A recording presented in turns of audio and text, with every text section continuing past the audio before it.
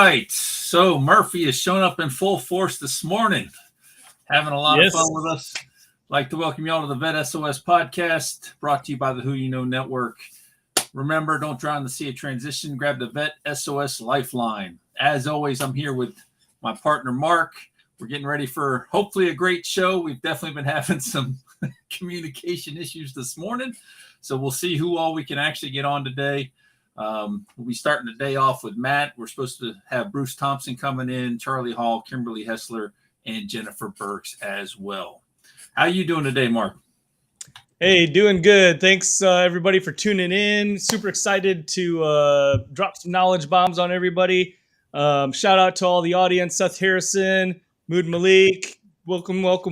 Thank you for joining. We have got a stellar lineup today. And yes, thank you for bearing with us and waiting patiently as we went live. We also want to make sure that we talk about pairing, because you can also share this knowledge, share this show with your audience and your network. So special thank you to everyone who's been pairing their channels. If you'd like to learn how to do that, how to live stream this show as an original piece of content to your channel, put hashtag pairing in the comments and we'll send you a DM and show you the instructions or get you the instructions for the next episode. Absolutely. So let's jump right into it, because I know we've already run a little late on time. So we're going to start here today with Matt Wood. Appreciate you joining us today. Matt works with HR directors, C-suite executives, hiring managers, and recruiters to help them understand the economic benefit of hiring from the veteran and military spouse communities and how to gain a competitive advantage in the marketplace from doing so. You can also do the same for your company. He started off out of the military with Disney and has since moved into starting his own consulting firm, Shooting Green Consulting, to help with that transition piece. Matt, how are you doing today? It's another beautiful day here in Central Florida. Yes, indeed. Well, thanks for joining us. And you were just actually on our parent network show, the Who You Know show, with Trevor Houston and I, and just have a really compelling message. You guys are doing some great work helping people in their transition and helping corporate America understand what it takes to get people transitioned and to hire some really valuable talent. So thank you for sharing with us there too. But we want to extend this conversation into the Vet SOS show because it is super impactful. One of the things that we talked about on the show was, what's going on with your initiatives as far as your company. But we also talked about your title, which is CHRO, perhaps, right? So can you tell us what that is? Sure. I'm the chief headache producer for Shooting Green, along with being the founder. My way of wanted to get a conversation started, because people, I was like, what does that mean? You hand out Motrin, they can eat and drink water? No. What I do is I work with companies to help reduce hiring from the military community, because there's so many different ways to go about doing it. And that military friendly flag, but they don't have a good intent on, or they don't intent behind why they're doing that. And so that's where I come in and say, okay, well, let's look at what your metrics that you're using. Do you have, what are your capability milestones when it comes to how effective your initiative is? And let's build on that so that you actually have that aren't just, hey, we're here, and we're a block check for the company, but we feel appreciated, we're engaged, we're not underemployed, and we have potential in roles with increased responsibility. And that is an awesome mission. I'm really curious, what made you do that? What made you get into doing that? What gaps did you see that you really felt you had to start your Shooting Green Consulting? Well, so there is that huge knowledge gap between the military community and corporate America. With the military community, a lot of times we have trouble explaining what it is that leave the military. So if, for example, as an infantry platoon that means nothing to somebody on the outside other than, oh yeah, you were in the infantry, so you can shoot things and or whatever. There's nobody out in the civilian world that is going to really need some skill set other than maybe a SWAT team or something. But military, or when the civilian community looks at it, they see that veteran title and they're like, oh, these violent PTSD, they're going to have medical issues from them. So, or they hire them with the intent of, hey, we're going to hire these veterans to be, they've got leadership skills. Meanwhile, what they've hired is some before who has never really been in a leadership, only did 4 years role, and that person is not doing very well for the company. And so the company's like, well, they succeed, they're veteran, they're leaders.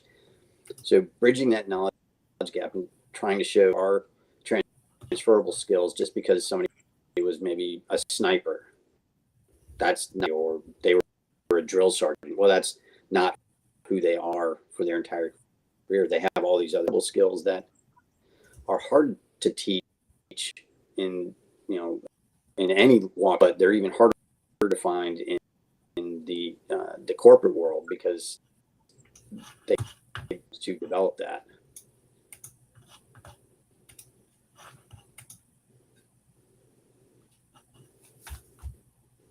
I think you're. Oh yeah, muted. sorry. Well, what you're saying resonates with me because, I didn't retire from the military. I got out. I did my 4 years, right? Active and inactive reserve. But, one of the things that I guess in the previous show too, we had talked about this, leadership skills, they can be taught, but I think there are some also natural leadership qualities that come out through the training.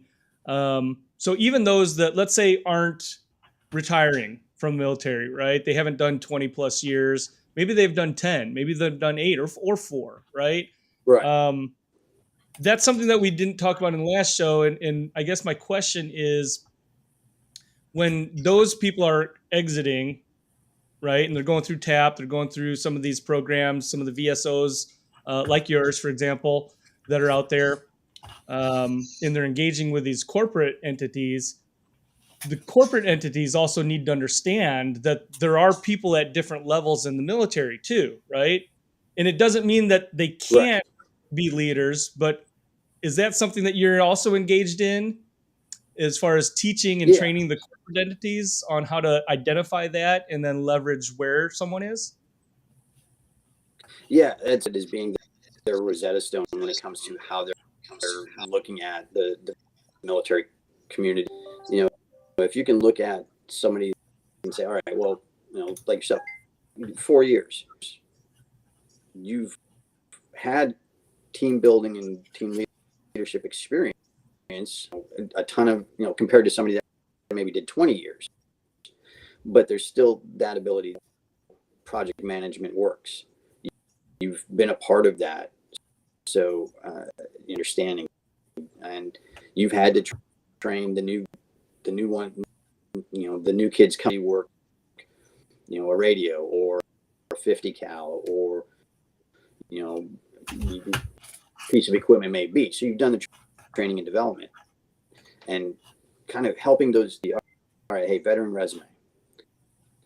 Depending on the length of service, we know what experience they may have with some of these softer skills, the leadership, the team building, the program management stuff. But those are all skills that they come with. They were trainable, which is the other big thing. Is a lot of companies are like, well, be able to train them to do this and deal with this technology or whatever it may be. We don't come into the military knowing how to be an in-flight missile repairer, and we spend a lot of time learning how to do that and learning how to fill up an organization. We go through an extensive onboarding period, which, depending on your brand, from 10 to 20 weeks. But that's basic training. That's boot camp. We're taking brand new people that know nothing about it, and we're sending them through this extensive onboarding to learn our culture. Very basic things is relates to their jobs, showing companies that, hey, yeah, that's what you're getting when you get these people. They may not know how you're, the specific nuances of your company, but you can train them to do that. Look at them as people with soft skills that you need. You hire them based on their character, as opposed to just hiring, hey, this is what's on a one or two pieces of paper as a resume. It's, oh, now we're looking, and we can hire them and train them for the specific skills that we need that are, line of business. Because right. I'm using Disney as an example. Nobody knows how to be Mickey, but if you hire somebody, you can train them to be Mickey Mouse if you need to. And I've just ruined by saying that, but that's really what it is, a very basic. Yeah. That's a great point. And I think with the military, especially seniors, a lot of people believe that your rank automatically gets you something.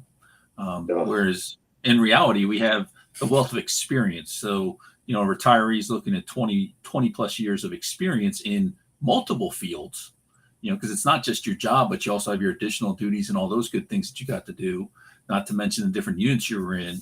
So I love what you're doing, though, taking that and showing that, hey, they have a certain set of skills, but they don't know everything, but they're trainable. That's one thing you can say about the military. For the most part, most of us are pretty trainable. Yeah, exactly. We're in breaking down the Hollywood stereotypes that people associate with is, okay, you're going to bark orders at everybody. You're going to want to come in and take jobs. Like, no, we don't need to barking orders. Something's gone really wrong in the military. And training or boot camp, you're not seeing that.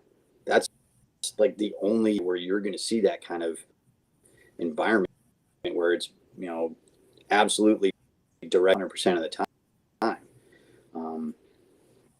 You get beyond that and explaining that it's a 5 job essentially. Yes, you're going to be up a little bit before 9, like the old commercials. We do more before 9 a.m. But it does become a regular job. You're doing things that need to be on time or ahead of time, and essentially staying within your it may not be a monetary budget, but you're staying within the budget of the time, the equipment that you need to have to accomplish your tasks. Yeah. Now, great point. You were you're in the Army, right? You got out, and I know the backstory. You got into Disney actually almost like a dare, right? It was almost kind of like a challenge from your wife. So we're at Disney, but let's talk about after that, right? Because now you're transitioning from the military to Disney, and I don't know how often that happens, so maybe you can speak to that as well. But then transitioning from Disney to your next, right? I think it was an Empower employee. What brought that on, and what was that like? So the transition was interesting. I mean, I left military career and that support network that and I went to work for a company where I didn't have any of that. I was in which okay, fine, I can work on my own, but there was no camaraderie. There was a lot of times where I'm trying to understand how to do something to be more effective. I had somebody telling me, well, your values and ethics are not going to work. We have to adjust that in such a way that, to me, there's no way I can do that. I was adamant that I was, these are 20 plus years. I'm not changing that just so I can sell more timeshare something. But then leaving Disney, which, hey, we're doing a cutback. We're cutting 28,000 people. And, oh, yeah, you're the most junior person on your team. So making that adjustment was, okay, fine. I got to do that. I was actually in a pretty solid place where making that transition wasn't a big deal. So I looked at, what are my options? What can I do? I applied for a number of jobs. I was doing it. And I just said, well, hey, I talked with my neighbor who's retired, that there's that knowledge gap, which led me to the suiting green. And so I was going through the process of doing that, and had somebody reach out to me and offer me an opportunity to come work for them. And I said, okay, well, this sounds decent. You're similar missions, do that. So took suiting green, put it on a shelf, and went to go work in this other. I developed a lot of stuff there. And then in October, got the message, hey, I'm taking the company in a different direction. Best of luck to you in the future. And it was like, whoa, okay. No, nothing, no exit interviews. And I was like, okay, well, it's time to pull suiting green back out of the closet and get to work. Doing that, Disney called me and said, hey, we want you to come back. I said, okay, for a bit. I need to kind of get my feet back under myself. Went back in November, back to the same job I was doing essentially, and realized that the growth potential wasn't there. I wasn't feeling challenged. I was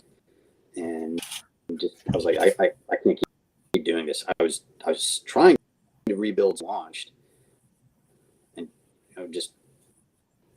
I hit a point where I said, okay,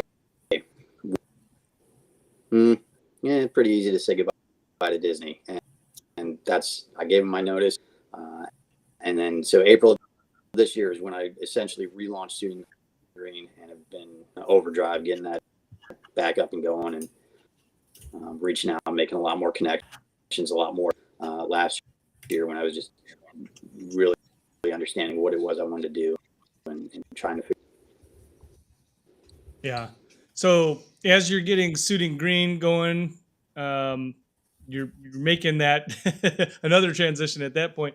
Tell us, did you leverage any of the resources out there for veterans along the way? I mean, obviously you probably had some transition. You went through TAP through that transition out of the Army, but from then, during that point, did you use any other resources? Are there any other VSOs? Yeah, I did. Even for Benning, the TAP program was block. I was fortunate that at the time my wife was working for an organization, which I think one of your future guests, Eric Brew, had worked for a while as well. I connected with them. They're the ones that really set me on the right path, getting my resume up, my networking skills up, and telling me, hey, you really have to do your. I went through that. It made a huge difference for me as far as my transition out of the Army and into whatever was next. Along the way, I've run them here in Florida. They have the Camaraderie Foundation. I went through their mentor leadership program. It really develops your networking skills, teaches you more stuff to help you better prepare and move through your transition. And then just recently, a friend of mine, Dr. Mariah, connected me, or we connected through the Veteran Entrepreneurship Initiative here in Florida, which is a great resource for anybody wanting to get into entrepreneurship. And then, so in talking a program where she is doing the mental aspects of the And so I went through kind of her pilot program to understand what kind of help her flesh that out a little bit more. And it was a huge resource for me, because I had to go back through that mental Rolodex of, hey, these are things that I went through. And then, understanding the whole grieving and, the comparisons to it being Stockholm syndrome once you get out, and however you want to look at that. Cause that's, really that's what it is. You're like, oh, the military loves me, treat you like crap every now and then, but they love me. And finally you hit that point like, I gotta leave. And you're like, well, but they really loved me. They would take me back. No, they won't take me back. Yeah. And it's, when you hit that point, you're like, holy crap, they won't take me back. I did so much for them. Yeah, they don't care. And posted your job before you even left. Yeah. So, oh yeah. So we're coming down here to the end a little bit here. Like, we started the day with a lot of comms issues, but I think we're off and running now, which is great. So how can people find Suiting Green and also get involved with Suiting Green? Like, what kind of help are you looking for, or could you use? So obviously I see you guys scrolling. The easiest way to reach out to me, but also suitinggreen.com is the reach out to me through there as well. People I'm trying to reach out to are those HR directors within companies that have a military initiative, friendly, and let me talk to them and find out what that actually means, and intention is behind that, and see if we can actually turn that from being military friendly into military ready, or effective in how they're doing what they're doing. Yeah, that's important. I mean, the networking piece is super important, right? The referral piece. I mean, as you're working with companies and you're helping them engage, some of the value that the veterans that are hiring, right, that you're providing should be able to be paid forward. And so I think that if you guys can, listener audience and viewer audience, make sure that you connect with Matt, because he may be able to help you, right, identify some target companies that he's working with that are proactively looking at hiring and retaining veterans. So that's number one. And if that's the case, then you can also be a referral source too to the other places that you're applying to.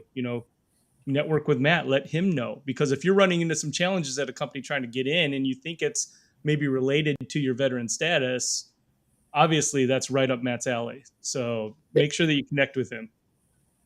Yeah. Or if you're in a company that does employee resource group, maybe they've got one in name only, kind of like Disney.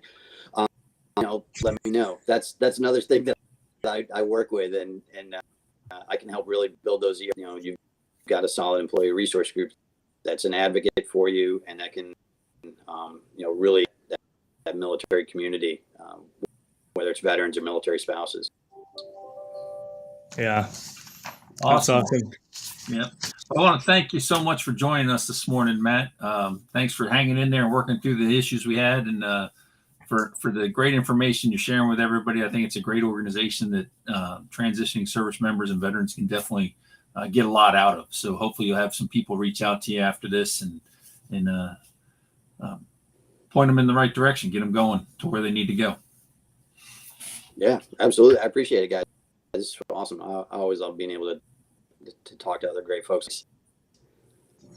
Yeah, thanks for sharing the word and spreading the love. All right. Thank you again, Matt. And we'll be right back with our next guest.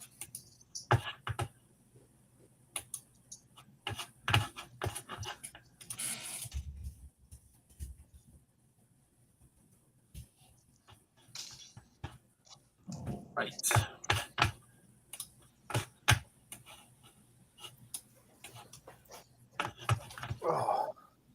All right. So yeah, let's roll. Since we have the time issues, we'll roll right in. Absolutely. So Thanks, first of all, Bruce, for hanging in there. We'll go through your bio real quick and we'll get going. So Bruce Thompson, advocate and supporter of all things military veterans and military spouses, retired Marine Corps Master Sergeant, currently spends his time working with transitioning service members, veterans, and military spouses with their military to civilian transition planning, execution, and employment search. Currently working with Talents Ascend, Veterans Ascend. He's also served as the Vice President of Vets Industry, co-chair of the Northeast Florida Community Veterans Engagement Board, mentor on Veterati with over 900 hours on Veterati, and multiple other groups and associations. Bruce is quite literally, Mark, done just about everything I think you can do in the veteran support space. He is an icon, a rock star, but the nicest, most humble person I think I've met through my entire transition so far, and is willing to help anybody at the drop of a hat. How you doing today, Bruce? Hey, introduction. A couple of things I've done, and we're in there. But most importantly, it's just great to be on here talking veteran issues, seeing how we can assist, and that's how the community works. The more of us that get together and have conversations, the more we learn about what's out, and the more we get to help. So I'm doing great this morning. And I'm just ready to talk, transition. That is awesome. So, Mark, you've heard us talk a lot about Veterati with several of our guests. Most of them are in one way, shape, or form on Veterati. Bruce, I think, was the second person I actually talked to on Veterati. Met him and linked up with him through one of the Vets Industry events, the first one I had gone to. And does anybody have more hours than you do, Bruce? I mean, 900 hours of mentoring on Veterati is amazing, first of all. The number of people you've touched. So on Veterati, no. There are so many out there that are doing this off of Veterati. So I'm not that greatest mentor ever. I just, during COVID, I saw the need. So I opened my schedule up and I went 8 to 10 calls a day, and do that for 10 years, for 2 years. And so on the platform, yes, I am the one with the most hours. Good news is the platform's back up. I was glad to see that. Yes. Down for what, I'm so 2 happy. weeks? It was down for a month or so. Was it a month? Okay. And now the good part is back up. The bad part is every mentor has to go back in there and recreate their account. And when they do that, like my hours and all that are still there. But before anyone can create request a session, each mentor has to go back in there and reestablish themselves. So that is still being done. Veterati is awesome. I love it. You got to go out there and be a part of it. I mean, where else can you just pick someone's brain for an hour out of the blue? And you're talking with people that have been through the transition process. They know the resources. They've been there and done that. They're in the industry that you want to be, for the company that you want to work for. Oh my goodness. These are informational interviews that can change your life, the whole transition process. And I don't care if you're transitioning from the military or, like most of us do, from job to job, from city to city. Have conversations. Mentorship is required. And like I tell everybody, everyone's a mentor. Well, hopefully I didn't crash the system, because last live recording last month, I went to go register and I didn't finish. So I clicked off of it. And it sounds like that's about when it went down. We found the culprit. All right. Well, we'll blame you for all the issues. Yeah, I'll be the scapegoat. I had a question because, looking at your history, I mean, again, thank you for your service, Corps, right? Great military career. But then you went on to be like an advisor and do some consulting, right? So was that still while you were in service, or had you already separated from service to do that? So I started that before I got out. And it really was doing some mentorship, explaining, what a veteran is, what a military spouse is, and what they can bring to the table. So as we're transitioning and, I'm taking care of all my medical and other issues, it was what I was doing to keep myself busy, to keep myself, in the fight instead of, not doing anything. And I think that's a big thing that we all have to realize is we can't just go from a million miles an hour in our military careers to 0 miles an hour in our couch or our chair or whatever it is we're doing. You have to stay engaged in something. So that's where I was doing with the consulting while I was looking for that right opportunity and taking care of all my VA healthcare issues, because I am one of those walking wounded. You name it, it's probably broken. Marine Corps, 23 plus years. You're gonna break something, right, along the way. I left because I was broken, not because I wanted to. It was the body said, "It's your time. You got to go." I see. So what was that like? And I guess the follow-up question to that for me is, that's kind of a natural transition, right? But did you still have to network? Did you still have to do some of those career transition activities to get to that? Oh, absolutely. And I'll tell you, for me, I had a false start on my retirement process. Stationed in Kansas City doing an independent duty tour, and we're done. It's that time, and we happened to be in Kansas City, and we kind of came out and said, you know what, this isn't really where we want to be. Let's do one more tour, and then we'll have that 3 years to really figure out transition, retirement, where we are, what we want to do. And I'd already started working on that. I'm fortunate that I trained Marine Corps Reserves for 9.5 years of my career, which meant I did public affairs. I did the Toys for Tots. I shook the hands, kissed the babies, you name it. I was out there doing the networking. Now, I didn't know we called it networking. It was just what we did. And then, so as I got close to that transition phase, it was like, oh, wow, I already have this really good network, and it's all across the U.S. for the most part. And I retired out of Southern California, in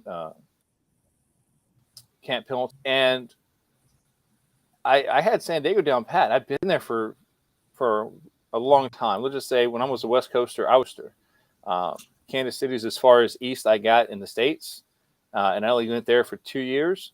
Otherwise, I was in California.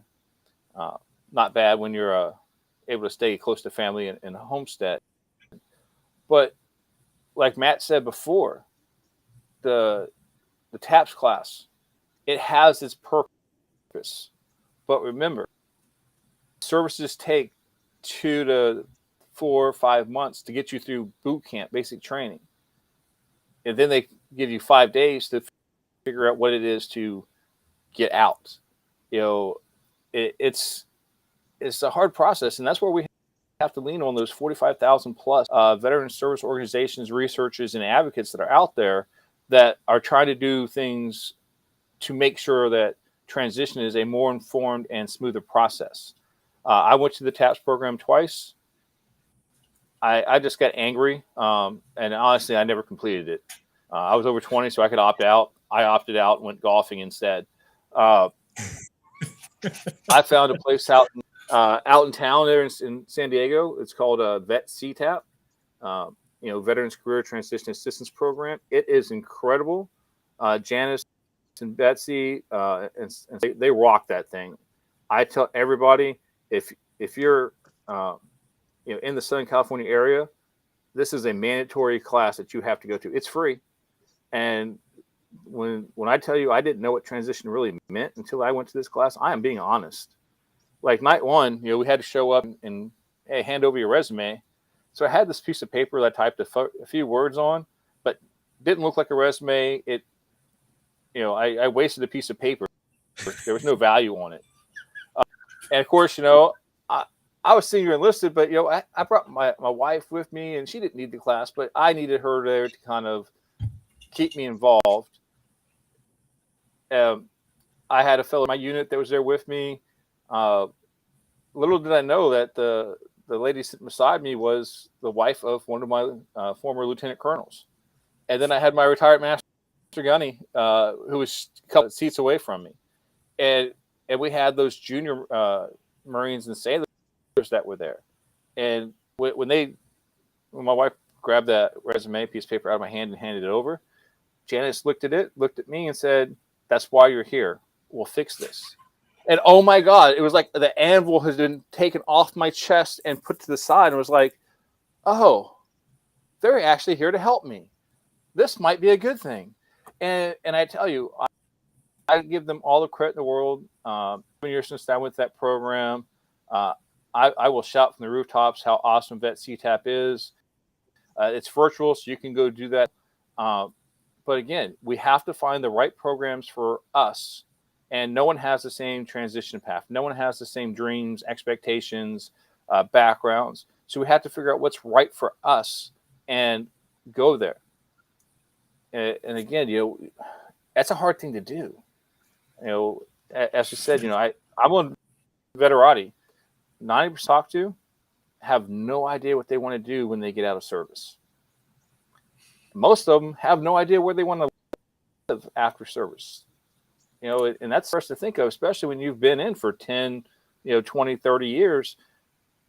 Uncle Sam has told you, you're going to go to this location. You're going to do this job, and we'll move you in 2 to 3. And now all of a sudden it's like all the freedom is out there. And we're like, whoa, that's too much freedom. Like more backtrack that. Hey, can you help me with the job? Can you help me? And TAP is meant to be like a college 100 level class. It is to tell you about all the things that you need to learn about. But there's absolutely no way that in 5 days you can learn about all your VA benefits, all those cool administrative pay, all these things. Oh, by the way, and we're going to teach you how to find a job and do your resume, job research, cover letters, LinkedIn, and all that within 3 days. I taught the workshop for 2.5 years. I was frustrated by it. I said, hey, I don't want people to go through this. So I went and did this job as a Department of Labor 3-day employment workshop facilitator. It is a government program. Getting the documents changed, it's almost an act of Congress. But you have to convince people that it's so horrible that it needs to be updated. And then they decide, okay, we'll update it. Well, that goes through a process. By the time they do any kind of major change, it's already 4 or 5 years past. I mean, what would it take to, sorry to interrupt, but just sparked up a thought because I'm listening to this story and, the 5 days that you get or even less, right, in some cases, but what would it take to change? Because that's a great analogy about going in and spending, 2 months to 8 months in boot or basic, right? And being torn down and built back up. And then getting that like what would change? What would it take to change that program to be more like maybe CTAP or one of these others that you've experienced? So here it is. And this is something that people don't like to hear. The military is not about teaching you how to be a civilian. We sign our contracts. We go in there and we do the job that we signed up to do. We get technical training. We do all this. At the end of the day, when we either our contract expired, medical issues, retirement, whatever reason that we're what other company teaches you how to leave their company to go to another company? It's not done. So, and I hate to say, I mean, I'm a veteran. I think we need support. I don't think the government program is the answer. The answer is all of these amazing service organizations, veteran advocates that come out here and say, we understand the process. We know how to do it better. And again, it removes the government restrictions of you can't say this. You have to keep it within these guidelines.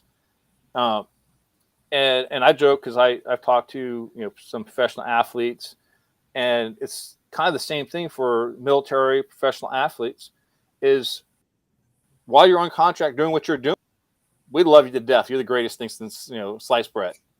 But the day that you're no longer here, the day that I can get someone cheaper to do the job, you fall off a cliff. And it's like, hey, yeah, who was that? And I told people when I retired, I told my Marines, in a month or two, you guys aren't even remember that I was here. You're going to get down, a year from now when different individuals have checked in and some of you all have left. You're going to cost a piece of paper that has my name on it, and who the hell was Master Sergeant Thompson? And that's where it was supposed to be. PCS, whether we get out, we're not doing these things, because it's all about us. Every single one of us is replaceable in the military system. And guess what? All about the mission. It is the same way in the civilian sector.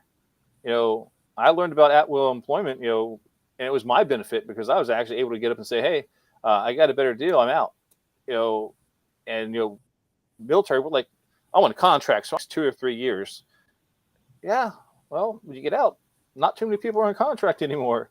At-will employment is this crazy thing where, what do you mean they can tell me goodbye with no reason? At any, well, hey, it's the same thing works for you as well. And we don't learn these things because these aren't those things that we get taught. We get taught how to write a resume, but that resume doesn't mean anything because I can't teach you how to write a resume in a day and a half. The federal side, again, 2 hours to learn the whole federal side. It doesn't happen. It doesn't exist. And that's why, you go out there and you look for organizations that are doing something different, that are helping you, skip some of the headaches and running into those walls. My transition was horrible because, but besides Vet CTAP, I didn't have a lot of people saying, hey, let's go do this or let's go do that. I networked like crazy. Why? Because I'm that guy that if you see me in an elevator or the grocery store line or whatever, we're probably going to talk because I want to say, hey, what, how you doing today? What's going on? And with the long hair and, I cut the beard way down. Just for us? Neither was saying something, and I was like, whatever. I grabbed scissors and I kind of cut it to this level, and all of a sudden it was like, damn, that was a big chop I just did. I'm not sure I should have done that, but hey, it grows back.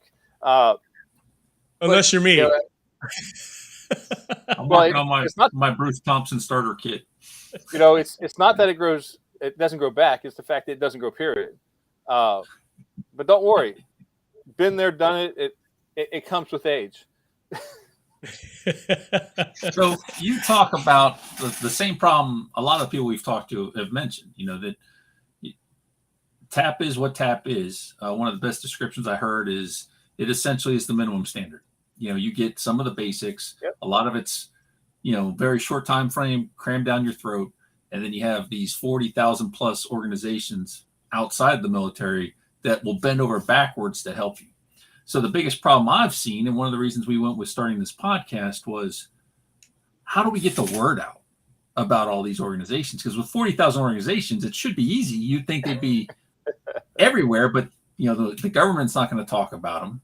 Vets industry does an amazing job keeping a database and an ever-growing database. But how else do we get the word out, in your opinion? So first, before I know we're bashing the TAPS program pretty good, but like I said, it's college 100. Once you get done with that class, you can go back to all of these different workshops that are offered at the Fleet and Family or at the Personal and Professional Development, Soldier for Life, Family Readiness, just depending on what branch of service you are, because we all got to call it something different to keep it confused.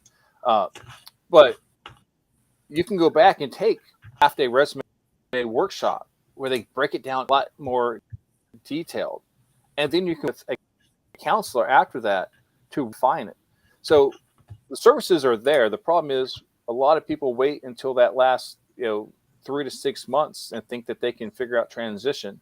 And it's great. I went to talk to a Coast Guard yesterday, and there was a couple of them I said, hey, who already has jobs lined up before they get out? And I had like 3 or 4 of them raise their hand. I'm like, awesome. That's the goal. But I was talking to about 50 people and 3 or 4 of them raised their hand. So that tells you that that's a minor percentage that does that. So we have to take advantage of not only the services on base to us, going out and figuring out some of these VSOs, who is the right person. And I will tell you, if you go out and talk to Small Business Association, talk to some of the chambers, network with individuals. You like to network and you're a wallflower, well, that's great. You're going to get a job that you're not really going to be happy with. You're going to get underpaid for it. You have to put yourself out there. You have to be willing to talk to other people. And, this isn't like, hey, Sean just walked in, we're at this event, and I'm going to go vomit how awesome I am to you. That's not how this works. It's having conversations. And we have so many people that are afraid to have conversations. And I laugh. I'm like, the whole time you're in service, whether it was the chief's mess, petty officer's mess, the NCO club, whatever it was, we networked to get everything we did. I can tell you when I first came in the Marine Corps, and I'll tell you, it was in the early 90s. Yes, I am old. It was all about networking to survive. I worked in motor transport, and we had to figure out, hey, this vehicle is broken and needs, a starter. Okay, how can I get a starter? How can I get this belt? How can I get this? How can I scrounge and use my network to find these pieces that I need? Guess what? When you get out, you're networking the exact same way. We're trying to figure out, who do I know that can open the door for me? Who do I know who's made this transition? So I always tell people, when you're using LinkedIn, and LinkedIn is an amazing, powerful tool if used properly. It's not create a generic profile and just go out there and click connect or follow, and then thinks magically people are going to run to you. You have to come out there and create a profile that's going to get you noticed. Well, guess what? There are steps on how to make a great profile. We can come back out there, using Veterati, using LinkedIn. I can search and say, I want to move to Lincoln, Nebraska. Okay, well, I can go in there, and I'm in Jacksonville, Florida. I can go in to LinkedIn, click my network, do a search, and filter it down to, I want to have first or second level connections that are in Lincoln, Nebraska.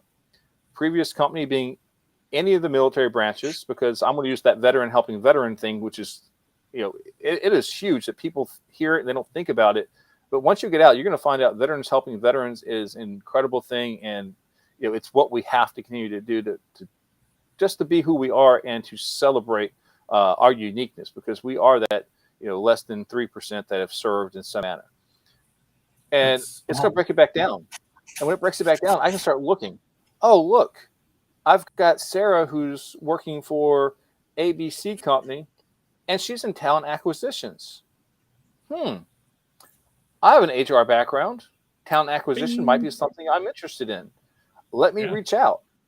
And by reaching out, I don't mean click the connect button or the follow button. I mean, hey, let me reach out, connect, personalized message. Sarah, I see that you are a Navy veteran, working for ABC company in Lincoln.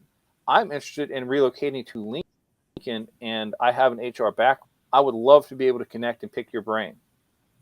Send. You're going to be shocked at, if you send a note like that, people are going to respond to you, and not just click yes and accept your connection request, but reach back out with a fellow comment saying, hey, this is me opening the door and saying, I accepted, I'm willing to have a conversation. Send me a question, send me something else. The virtual coffees, have these conversations. You have to be able to do these things.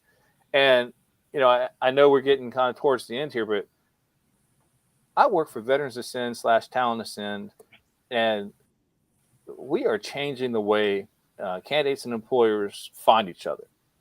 And I'll tell you all the time. Can you tell us a little more about that?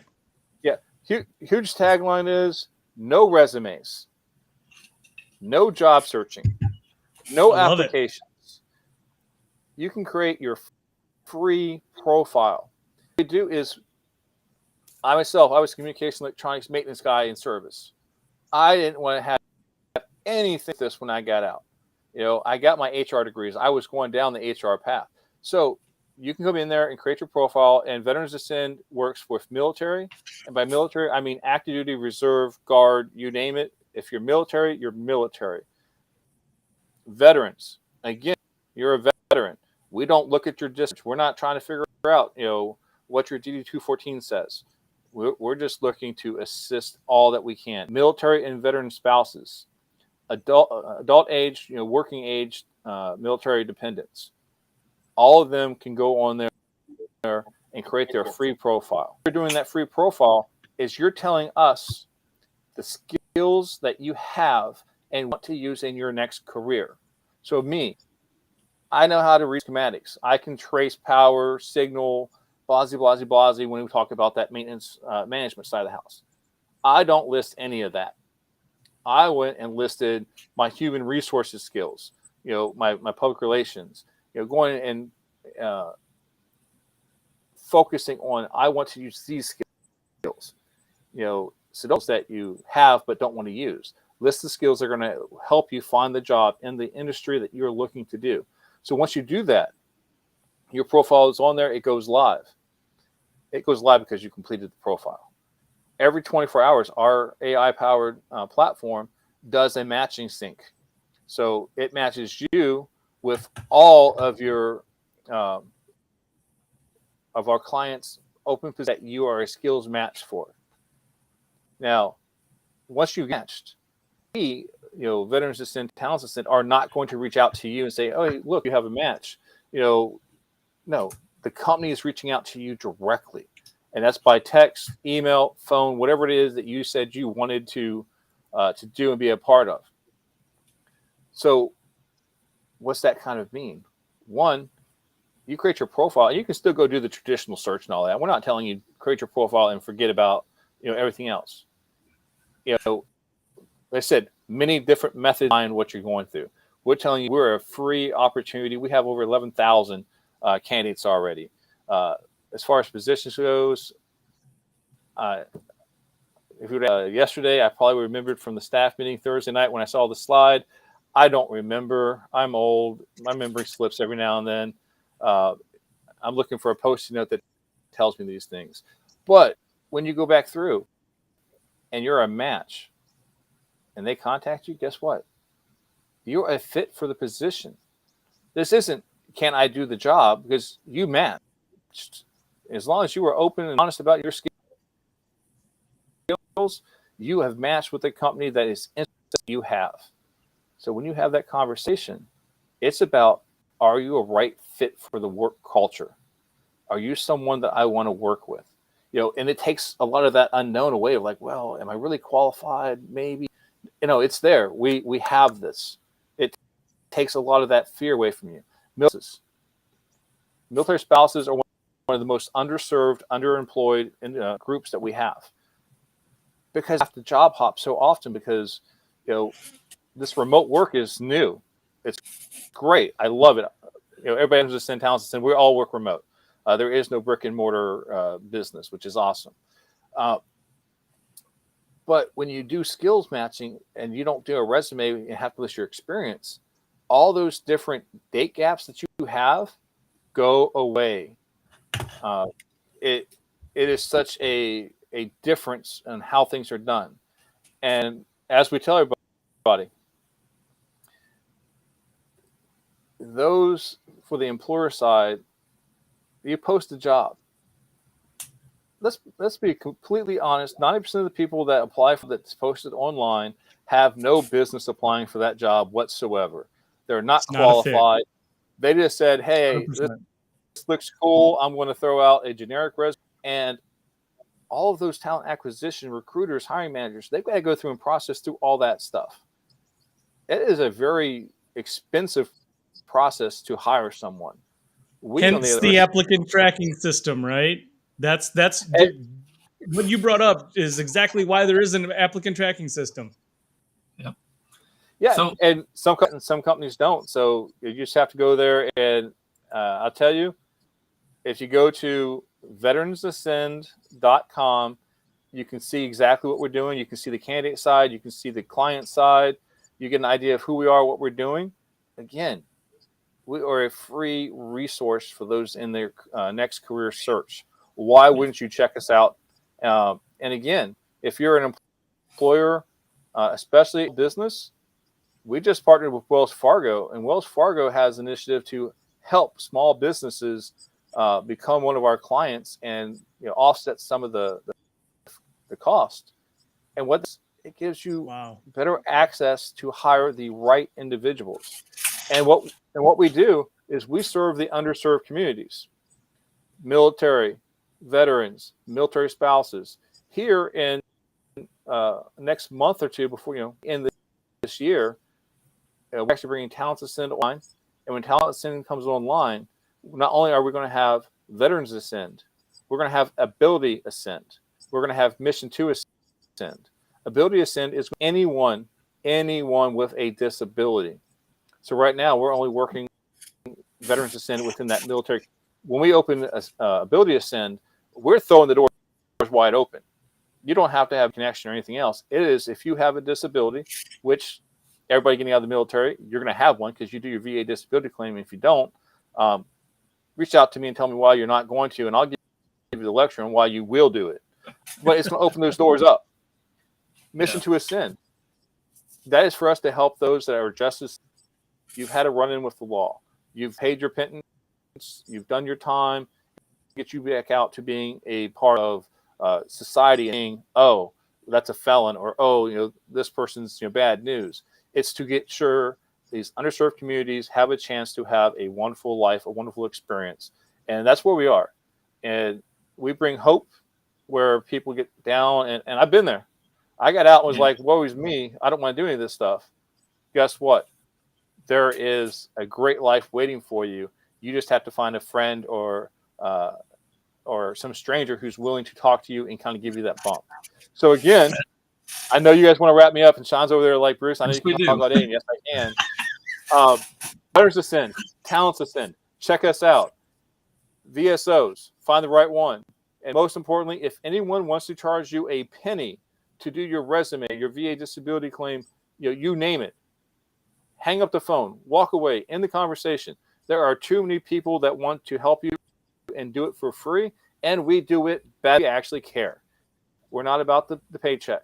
So make sure that you're taking advantage of all these amazing resources out there for us.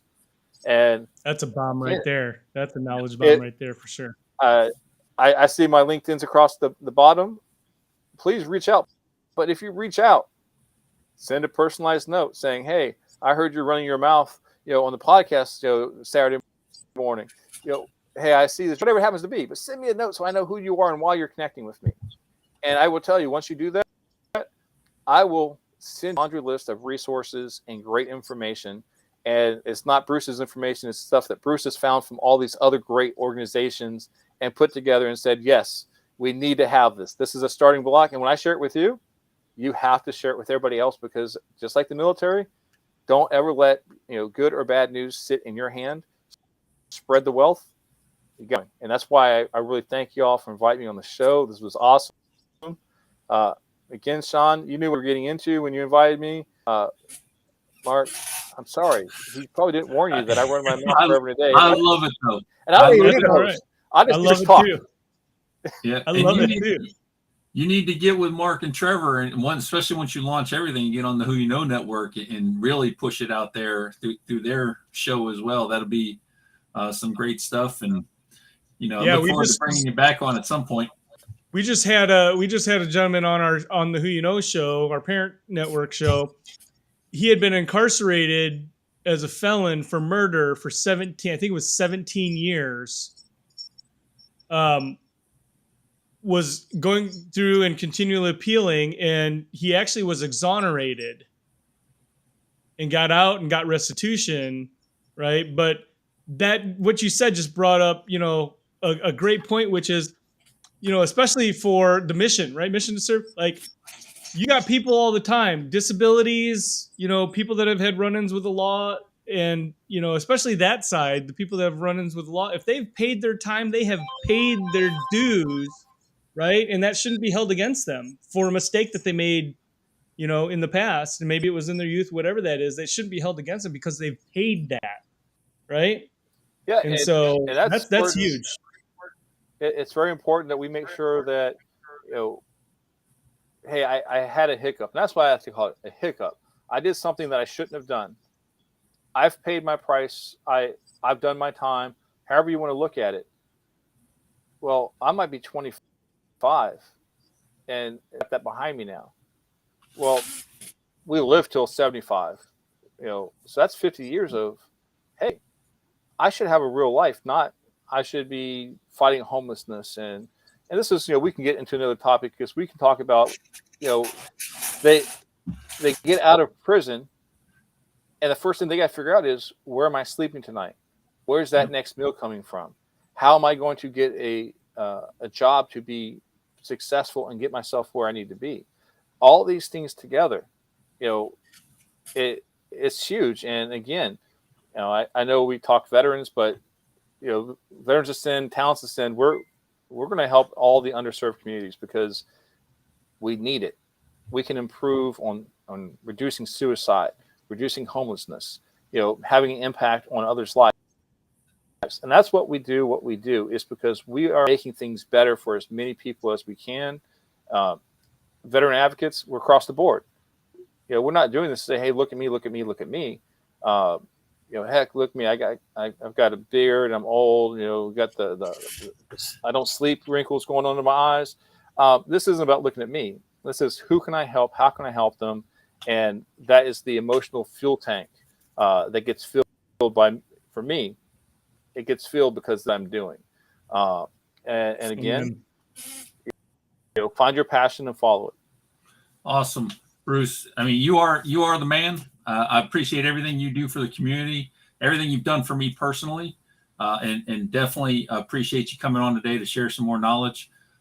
We do have to cut you off, and we got our next guest waiting, so we'll have to reschedule you and bring you on for a second episode, so we can get into all the other great things that you got going on. Hey, it sounds great, gentlemen. I really appreciate it. And anytime, I'm here. So just let me know. All right. Thanks a lot, brother. All right. Bye.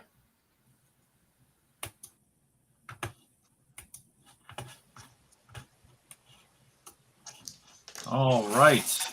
We're going to keep plugging along here. It's been a heck of a day, but the beauty of it, Mark, is people are dropping some serious information on us and telling us some great things. It's turning out to be a phenomenal day, even though Murphy came to try to take the title back. So we're going to keep chugging along here. We got Charlie Hall joining us. He's a graduate of West Point, served on active duty for about 10 years in both the Army and Marine Corps. After a deployment to Iraq, Charlie moved to Greenville, South Carolina, and began work in the private sector, as well as being in the Marine Reserves. He served on active duty as the District Injured Support Coordinator for the state of South Carolina and Georgia with the Marine Corps Wounded Warrior Regiment from 2009 to 2014. While volunteering with Upstate Warrior Solution in its formative years, he is now the president of Upstate Warrior Solution and continues to serve in the Marine Corps Reserves. Charlie, how are you doing this fine morning? Good to be on, guys. Thank you. Hey, Charlie. Thanks for joining. It is great to have you on here today. So, real quick, I'm just kind of curious. I've talked to a few people. What's the difference between, Army and Reserve life, or Army and Marine life? You experience both a little bit. Give us some insight to that real quick. Yeah, that's a whole nother podcast, but, I think the similarities are actually, there's more similarities than differences. The infantry is the infantry, but, the big difference is the Marine Corps is a sea service. So you got to get used to all that Navy language. But honestly, the Marine Corps and the Army had very similar missions in Iraq and Afghanistan for a decade. So there's a lot of crossover, but yeah, let's just say when you're 23 years old and you're married to the Marine's daughter, sometimes end up doing some crazy things. So yeah, I switched over when I was a young man. Okay. I can appreciate that. I was in Ramadi with 1st Armored Division, so we fell into the Marines and had to learn a few words here and there. So it was definitely interesting. So in your bio, you talk about how you were not only doing the active duty thing with the South Carolina and Georgia Wounded Warrior Regiment, but you started volunteering with Upstate Warrior Solutions. So what made you look into the volunteering side while you were still doing such a great mission with the active duty? Yeah, so like a lot much about the VA, I didn't know about a lot about the nonprofit community. And while I was doing that active duty job as a social Marines and Navy corpsman, I saw like gaps in the local community. We saw, the large national organizations, and nothing against them, but the Wounded Warrior Projects, the Team Red, White and Blues, the Rubicons, doing a lot of great work in the national chapters in the community. But we saw a bit of a gap level, and we saw a gap with just really building relationships in local communities. So it was something that saw the value of that. Had me doing that. They had me going to guys' houses and checking on them, to know them and their families, helping them figure out how to navigate whatever challenges they had. So in my last couple years on active duty, we started Upstate Warrior Solution to fill that gap. And that is amazing. You said social worker. Did you wind up getting a degree in social work, or are you just sort of working in the field? No, I mean, the Marine Corps actually took me and about 100 other reservists and threw us out in the field with a BlackBerry, 50 cents a mile, and gave us a caseload of about 100 folks. So I've never gotten a social work degree. Several masters and bachelor's level social workers that work on my team now, but in many ways doing this work is really all about relationship and the relationship over a cup of coffee, and then helping each other along the way. Social workers are a valuable part of that, but you don't have to be a social worker to do this well. Can you tell us a little bit more about like the people that you've already served and been able to help, right? What's been most impactful for those folks that you've helped with or assisted with? Yeah, so again, there's really just I think a gap with the real community level. So I think the biggest that's been the takeaway for us here in the upstate of Carolina is the relationships built. It's the one-on understand what somebody's challenged with, whether they're struggling or whether they're enrolling, starting a company, trying to stay married. We're all together, and it's about that local relationship. That's been the biggest component of this is get to know each other, identify what I call the need beneath the need. Everybody's got things that are countless that they're struggling with, and it takes relationship and conversation and FaceTime to get to know what those needs are. No, that's awesome. Definitely so. And I think that you said the key word, which is relationship, right? It's all about the relationship. And if you're not able to build those, and if you're not out networking, you can't build the relationships. So that is super key. Especially we're seeing that even in the civilian sector. It's everything. Yep. Yeah. Absolutely. So tell us about Upstate Warrior Solution. What is it? What do you guys do? What's the specialty? Yeah.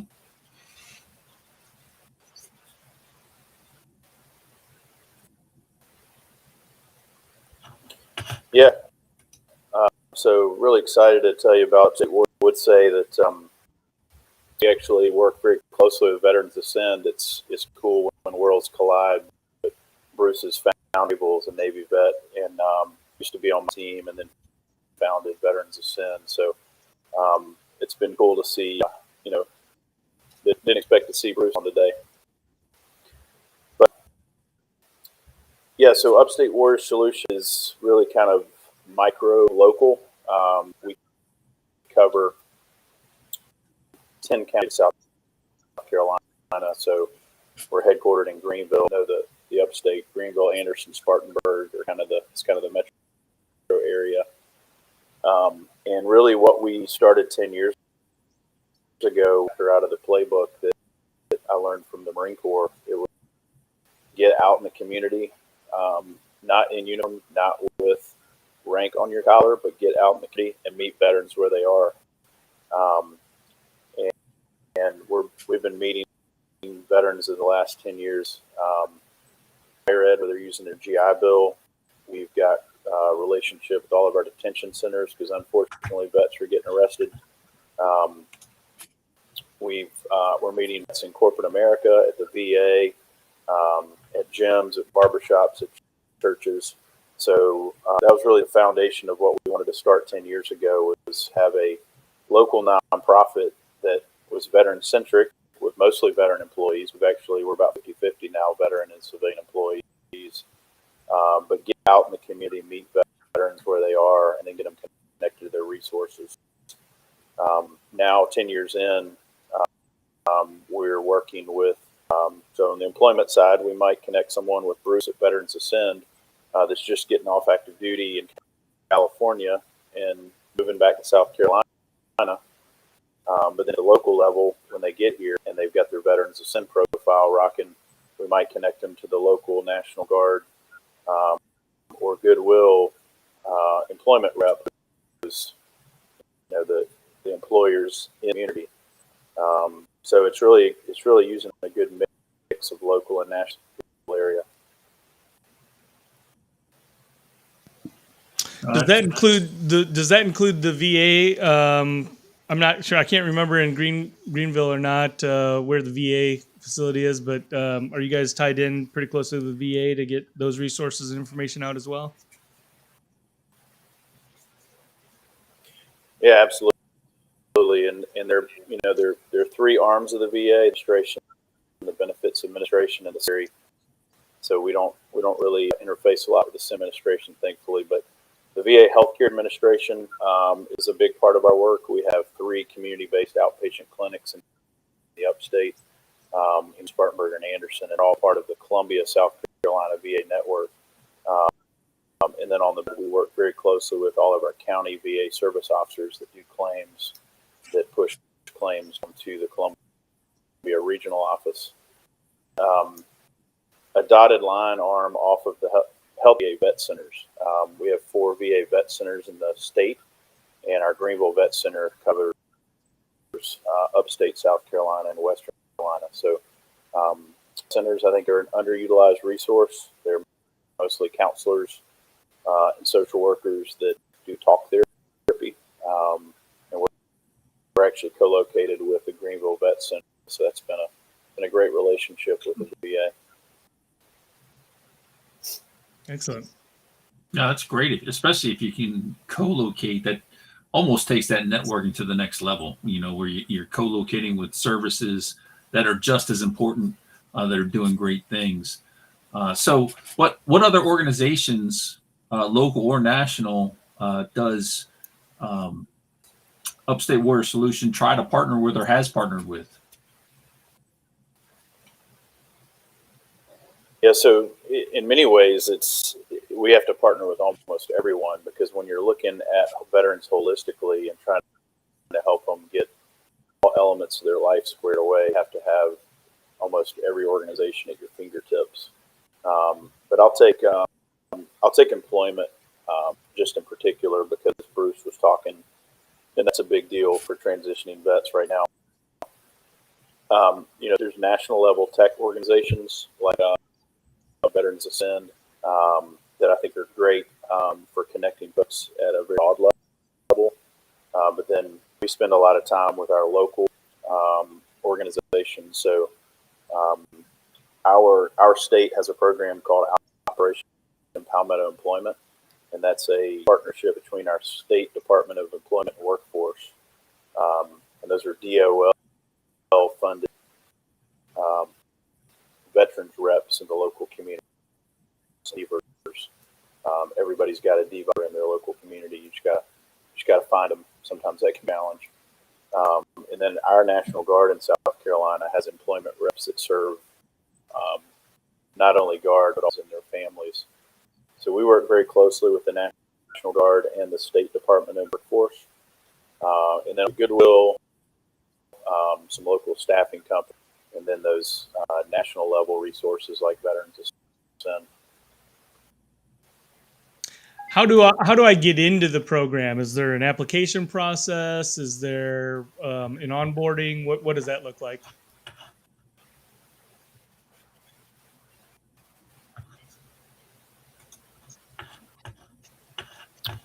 Charlie, Yeah, did you hear that? The question was about get in. Yes. Yeah, I think we got a little bit of a delay, but yeah, I think your question is about how to get in. Our main source is just through our website. I see my LinkedIn profile scrolling. Our website would be my LinkedIn profile, but you can basically go to get support or get involved on our website, and we'll send you over to our team, and we'll get connected with you usually within 24 hours. We're also working with the State Department of Affairs. We have a new State Department of Veterans Affairs run by Secretary Will Grimsley, who's a two-star, and we're developing a statewide network called Combined Arms. Combined Arms is starting to pop up in other states. It really started in Houston with the S.O.S Veterans Network, but we're going to have a statewide South Carolina network that will be a veteran-facing platform where you'll be able to go on, tell us about your needs, and then get connected to resources. But for now, veterans who live state or are interested in the Greenville, Spartanburg, Anderson area site, and go on the Get Support link and fill out that profile form. Excellent. Yeah, I was wondering how you get involved. Let's say, for example, somebody's going through the program, or somebody's just passionate about making an impact in that area, right? Maybe they're local to the upstate South Carolina area. How do they get involved, right? Is that just through the website and contacting you guys? You guys are also, I believe, a 501c3, correct? So, how also do you get funded, and is there ways to participate in that?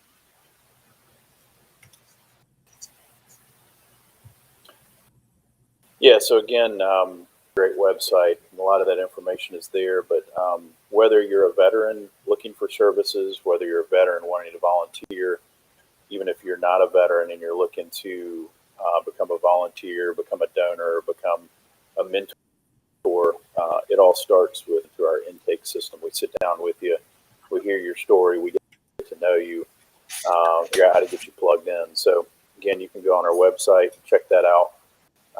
And then we just have a lot of access points across the again.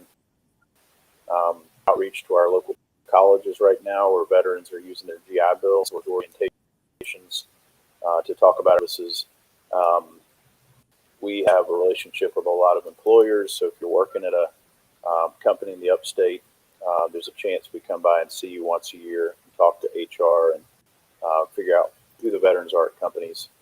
Unfortunately, if you get arrested, you pop on our radar and we reach out to you, try to figure out what's going on in your life that caused that arrest, and a lot of other intake points in that continuum. But it kind of all starts with our website. Thanks for popping it up there on the screen as well. UpstateWarriorSolution.org. Yes, sir. So, fellowships.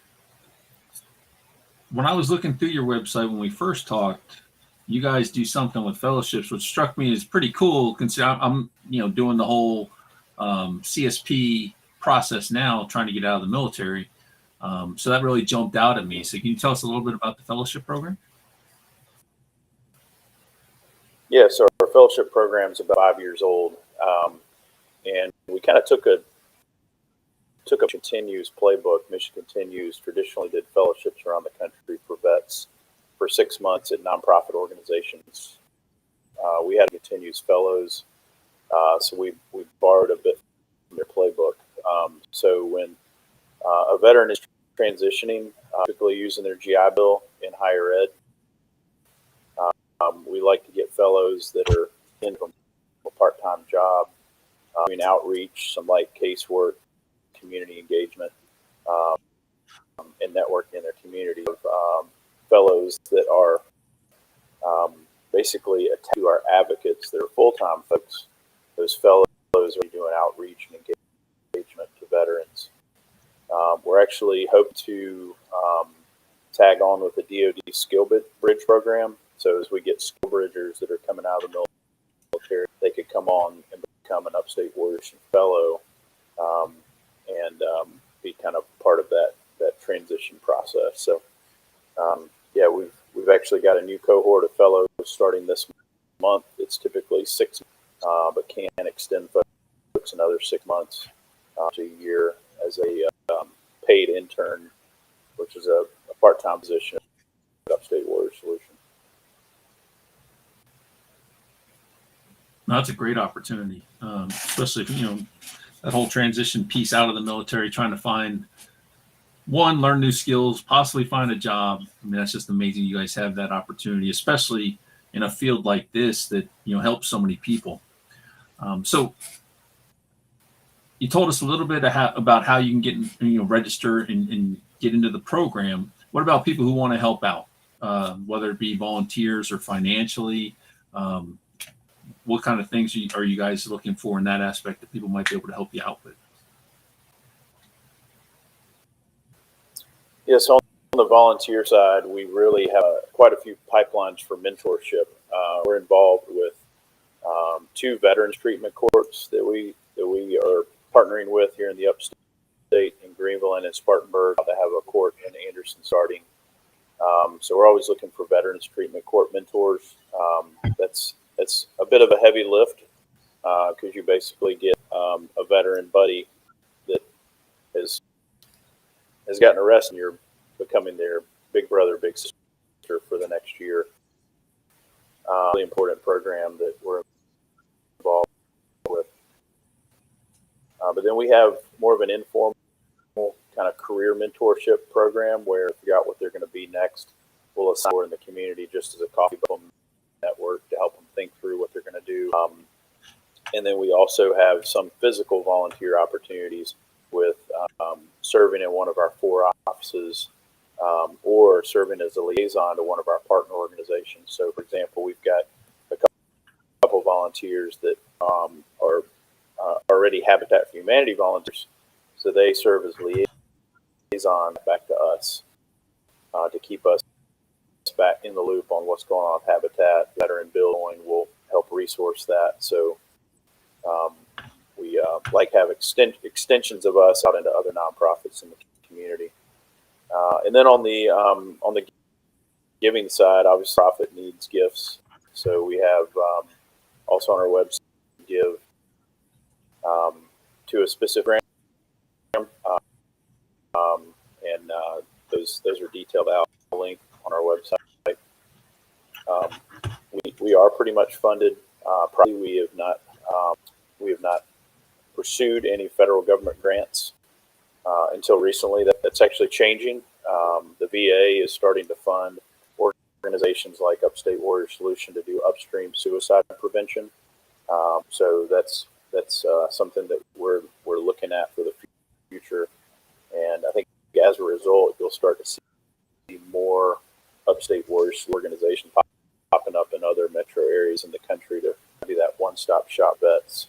And again, suicide prevention is an upstream approach. If you help a veteran get squared away with their finances, their employment, their relationships, their health, they're going to be less likely to take their life. So it's been interesting to see how the VA in particular is looking at suicide being an upstream approach. And we're really excited about that. We think it's the right way to look at things. Yeah, that brings up a good point, and I've often wondered this. I mean, how much veteran suicide is related to situational, right, aspects of their lives, and how much is more physiological, right? Are you guys addressing and seeing that both sides? Yeah, we are. Veteran suicide is an issue in every community. just out of the folks that we know, we probably have 2 or 3 suicides a year just from the small number of vets we know. We've met about 8,000 of the 100,000 that are in our catchment area. So veteran suicide is definitely still an issue. And yeah, I mean, we see it as a kind of a whole of life issue. Every suicide is unique, and usually you can trace it back to a stressor, whether it's a divorce, whether it's losing a job, having financial problems. Obviously, there's a post-traumatic stress, combat-related issues that are still a part of veterans' lives. But every is unique, and that's why it's important to get to know vets and hear their story and get beneath the need, because the outreach of the community and friends and the community of veterans, we're going to be there. And as we develop those relationships at the community level, we're going to be able to put a dent in veteran suicide. No, that's huge. That'll be absolutely amazing. It's such a one troubling spot, and to the fact that we continue to lose so many people is just frustrating to say the least. So what kind of events do you guys have coming up? I'm assuming you guys are partnering with some people. You're probably involved in some local events. So what kind of events you got coming up that people can check out? Yeah, so again, if you go to our website and go to our organizational calendar, that links you back to the Facebook calendar, where we have events throughout the month. We have an outdoor rec, in partnership with our local hospital system, Prisma Health. We have events throughout the month for veterans tour rec. I personally do a veteran swimming program every Tuesday, Thursday. It's been pretty cool. Whitewater rafting. We have fly fishing groups, and we have a new partnership with Team River Runner. They're doing whitewater kayak training at a local pool. Oh, and cool. veterans are going to be able to do Team River Runner trips in other parts of the country. So we're out a big piece. And then we've got obviously a ton of stuff coming up. Veterans Day month. Yeah, so if you're a member of that group and you're participating in Upstate Warrior Solution, I see on the Facebook page there are like a ton of events. Family hike, shark cage diving. Man, that's awesome. So just tons of opportunities to get involved. Do you have to be in the program or just in the area?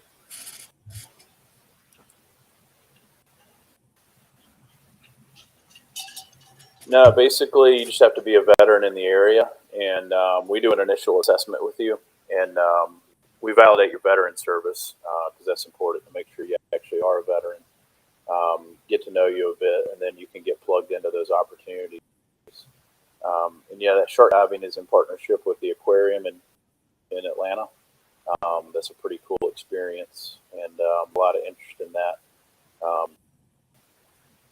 And then I would just also say that we've got a great partnership with a newer nonprofit that's national level called Veterans Last Patrol. And Veterans Last Patrol is run out of Spartanburg, South Carolina. A retired Army colonel is running that program, and they do outreach to veterans that are in hospice care. So we do a lot of joint events with Veterans Last Patrol to go out and visit veterans in the community that are in their last few days and honor them and give them some gifts and honor their service. That's been a cool partnership as well with Veterans Last Patrol. Yeah, that is an awesome organization. Their mission. My wife is a social worker, actually, and that's one of the things she's talked about. She's worked in nursing homes and skilled facilities, talking about the hospice care piece and how there's more of a need for it. So the fact that there's a national organization doing stuff like that is just absolutely amazing. So we're about out of time. Charlie, is there anything else you want to tell the audience, whether it be about Upstate Water Solution or any of the other things you have your hands in. Yeah, so our big project right now, we're going to be opening up a 40,000 square foot resource center in Greenville in January. We've been developing this for years now, and up early 2023. It's going to be a one-stop shop for veterans in the community. So we're going to have community partners, a lot of what we've mentioned today, VA, Veterans Last Patrol, these outdoor programs, Team River Runner.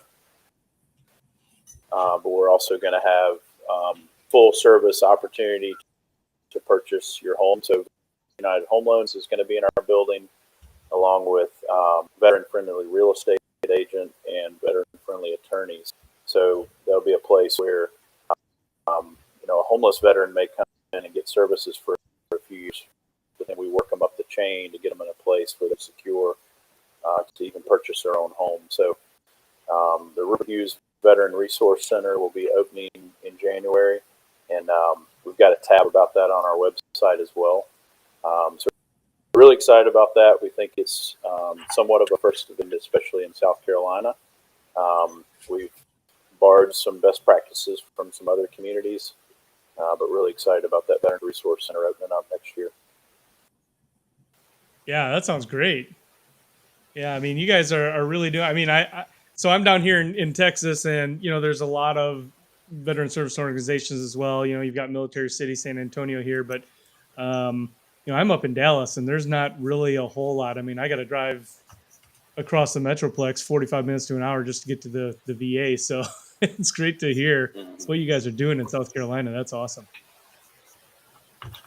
Yeah, in more rural communities, it's an interesting dynamic because a lot of resources for veterans, and it's in some ways easier to get to those resources.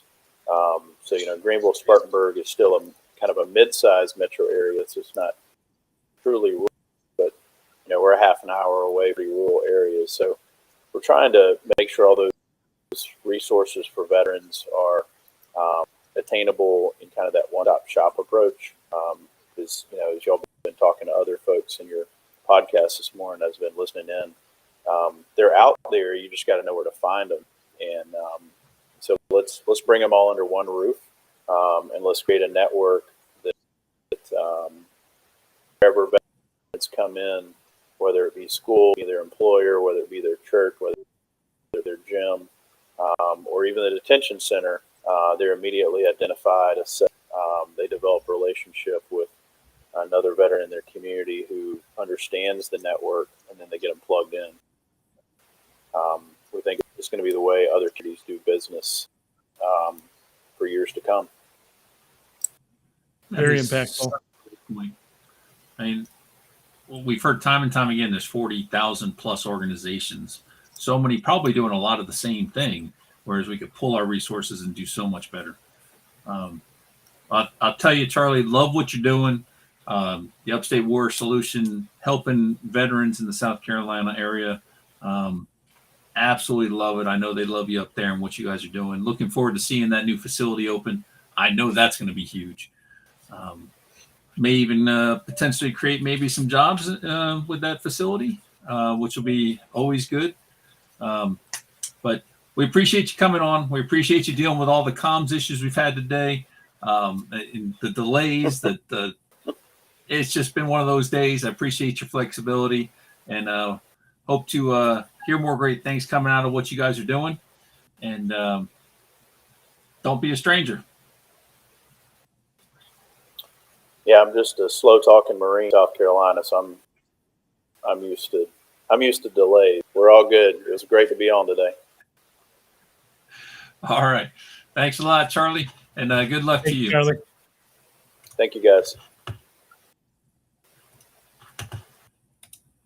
All right. We got one more guest coming on. We'll take a quick little break here while we work through those technical issues, and then we'll be right back here.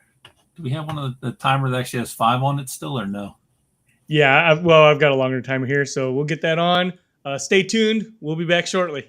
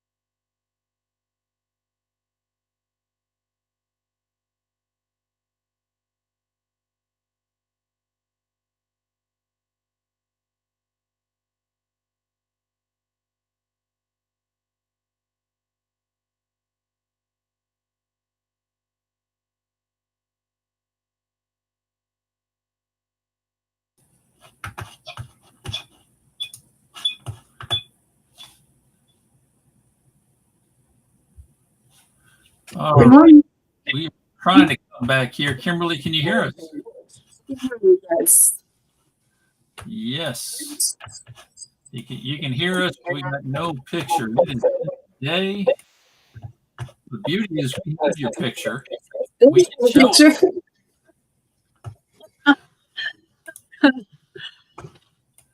See if we can see if I can find a way to show it to where your pictures.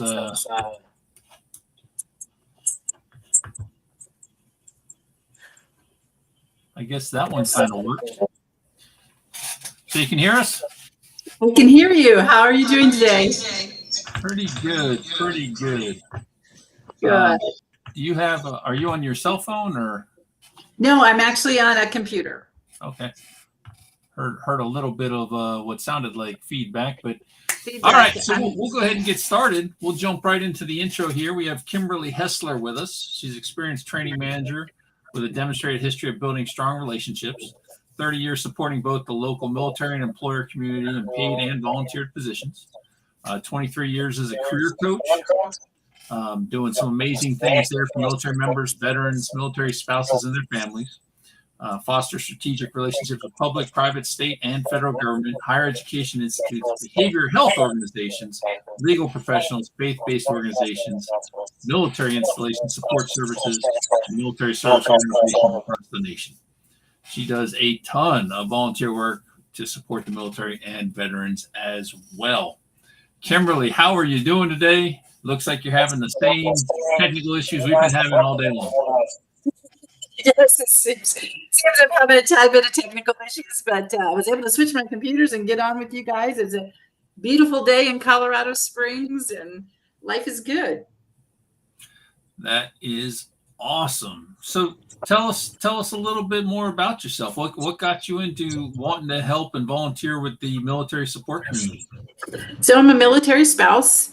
And when we PCS to Colorado Springs, there weren't any, it was a very down economy, so there weren't a lot of opportunities. And I had been at MacDill Air Force Base, where we stood up the first family support center, and had experience there. And so I thought, well, I can't find a job, so I'm going to go volunteer where I know that I'll find at least friends, right?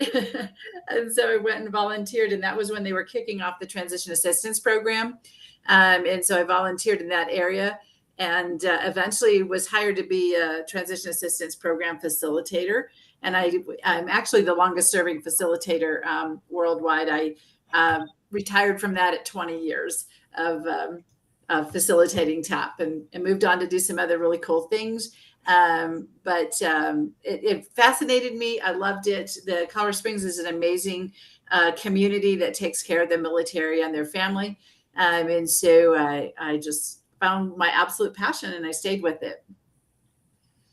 Oh, that is absolutely awesome. And Colorado Springs is a phenomenal community. I went TDY there several times and always was amazed by everything going on. Just absolutely amazing. It really is. You know, we started a lot of grassroots things here in Colorado Springs, and it just blossomed over the last 30 years. You know, when TAP started, there really wasn't that much to help military members as they transitioned out. And we always laugh that we started out with the acetates on overheads, right? And now we're all the way to PowerPoints and really cool stuff. But you know what? My volunteer work in Colorado Springs, as I said, started out grassroots. A lot of us just volunteering and, you know, putting a lot of blood, sweat, and tears into it. And then we have had a wonderful opportunity where our mayor has really leaned into this, and he has a special assistant who now facilitates and chairs the Military Spouse Career Coalition. And we just had a breakfast with the mayor, and there was 100 people in attendance, all very supportive of military spouse employment. So, and I think, as you know, it's about 30% unemployment for military spouses. Now it used to sit at 25%, but because of the pandemic, we're at about 30% unemployment for military spouses. So we're doing a lot in Colorado Springs to try to combat that. No, that's awesome. Kimberly, I I know with a lot of the work that you're doing, you're seeing day in and day out successes and well, maybe for lack of a better term, things that don't work. I won't call them failures. Learning points, right? Maybe is a better way to phrase that. What are some of the biggest challenges, pitfalls, things that you're seeing transitioning military members and family members run into? I say it's a lack of a network, and a misunderstanding about what transition looks like. I taught the transition systems program, as I said, for like 20 years on all the installations in Colorado Springs. So I had all flavors of transition. And the best learning experience I had was at SecureSet, which was a startup boot camp for cybersecurity. And so when I went there, it had been in existence for 2 years in Denver, and it was brand new here in the Colorado Springs area. And really what I discovered was that in the military, right, you have your network, you know the process, and it is very process oriented, right? It's you do A, B, C, and D, and you get promoted. And then the military sends you to the next position, right? And so the most difficult thing I had was teaching how important building relationships were outside the military. And we had an amazing phenomenon, and I'd invite you all to come see it. About 4 years ago, and I was still at SecureSet, very new at SecureSet at the time. No, I would say it doesn't matter. It's several years ago.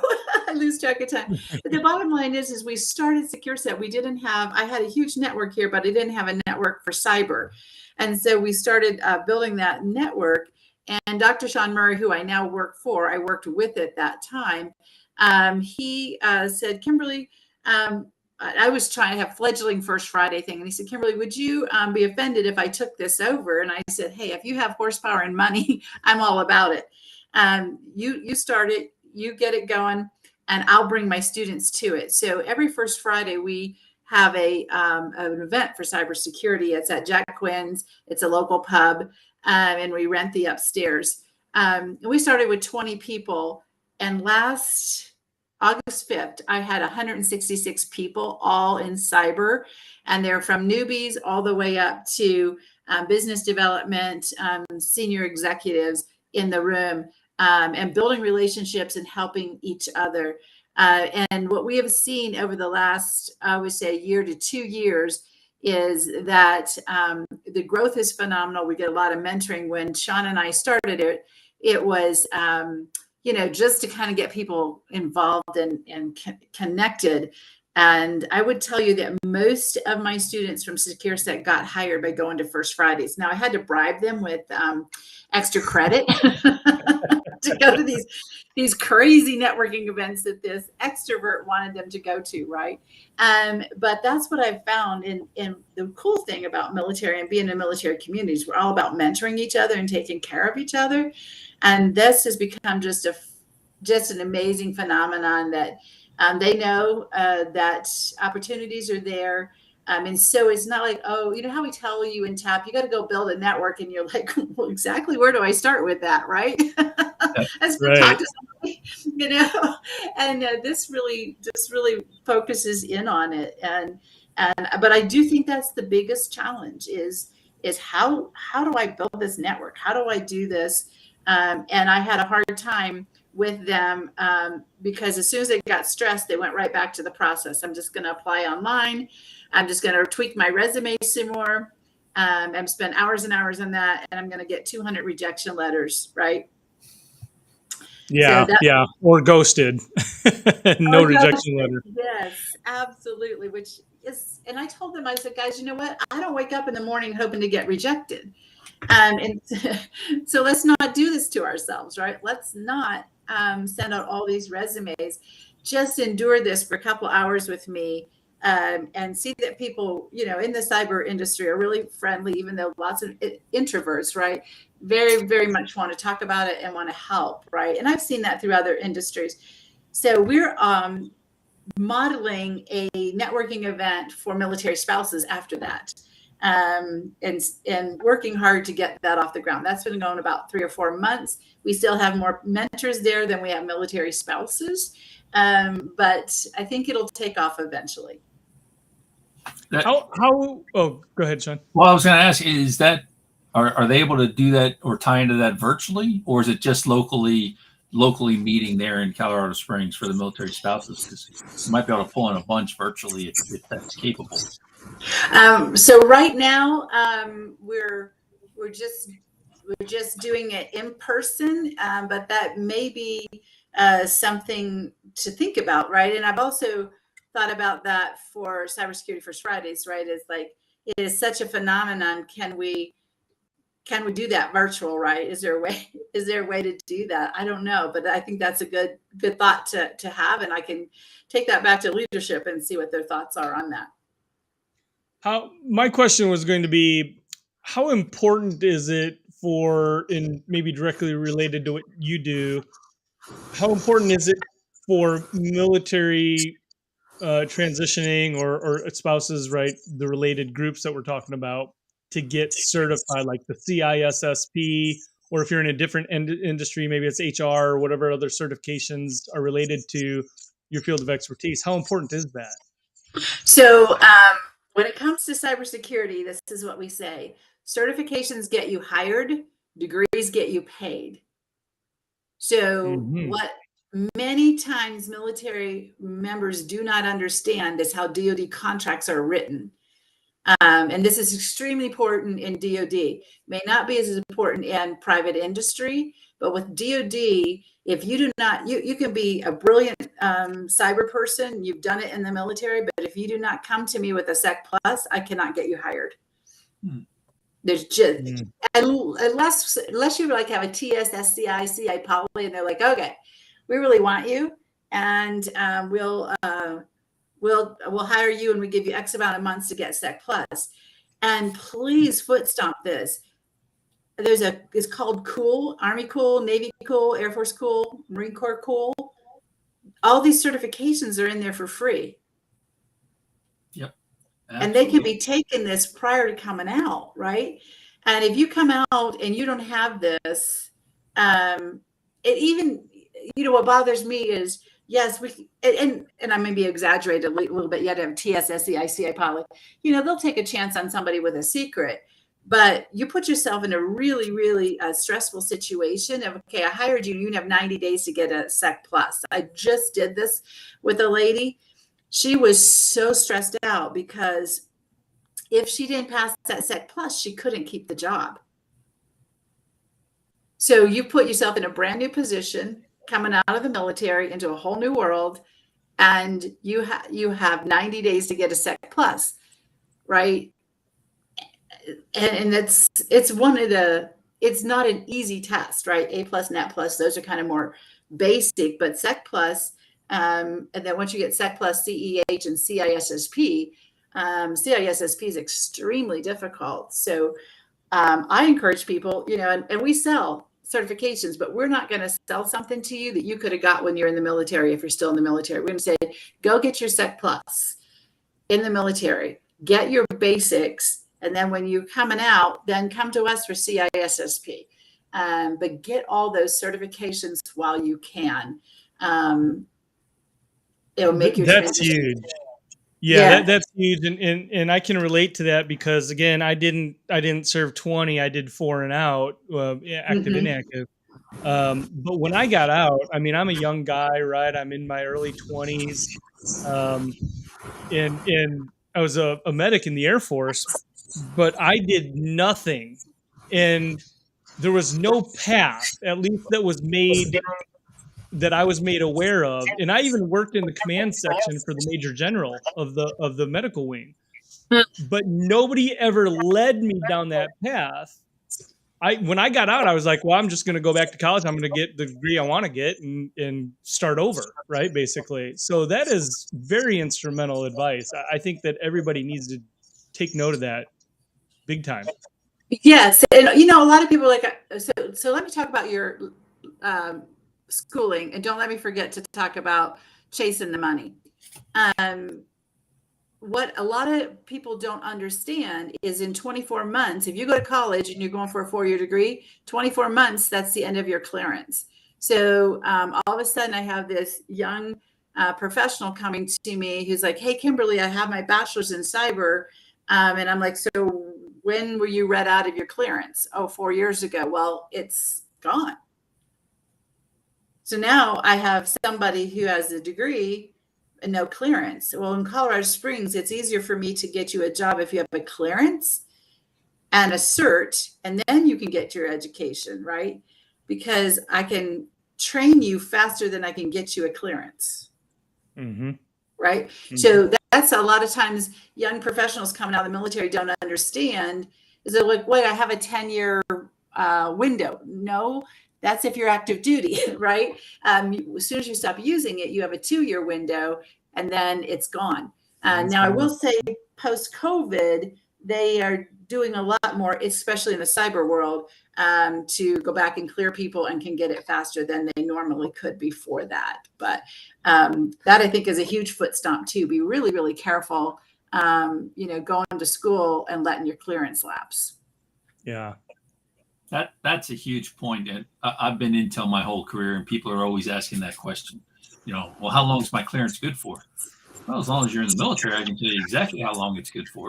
Once you get out, I have no idea. So right. Knowing the 2-year mark's a big deal. Yes. That's actually valuable information that can help people plan a whole lot better. Right. And I think you're spot on with the certifications thing. I mean, we get $4,000 a year in the Army to do certifications. If you're not using it, it just goes away. So it's right. Why aren't you using it? Right. And here's the other thing, cyber, let's see, I don't believe any of my students got a job at less than 50,000 when I was at Secure Set. And now most of them are making well over 100,000. Some of them are pushing 200,000, right? So in cyber, you can make a lot of money. However, I always tell people when they're saying, wow, there's a lot of money in cyber, I think I might go into cyber. Well, you need to be super passionate about it, because if you're not, you'll burn out, right? And now you've set your budget at 200,000 and you're like, I'm so burned out, I can't do this, right? So taking those certifications ahead of time, come into events like what we have in Colorado Springs, where you talk to people who are doing cyber, then you see, okay, I took the certification. I really loved this. I did try Hack Me. I did some of these other CTFs online.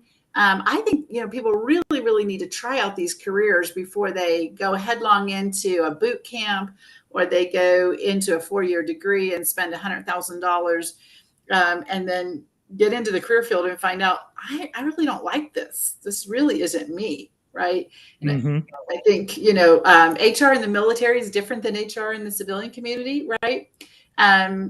So I really encourage people to really explore it and do informational interviews and, talk to people. I think the easiest way is to talk to people who, have been in the military and gotten out. Right. And LinkedIn is a phenomenon that was not there when I first started this.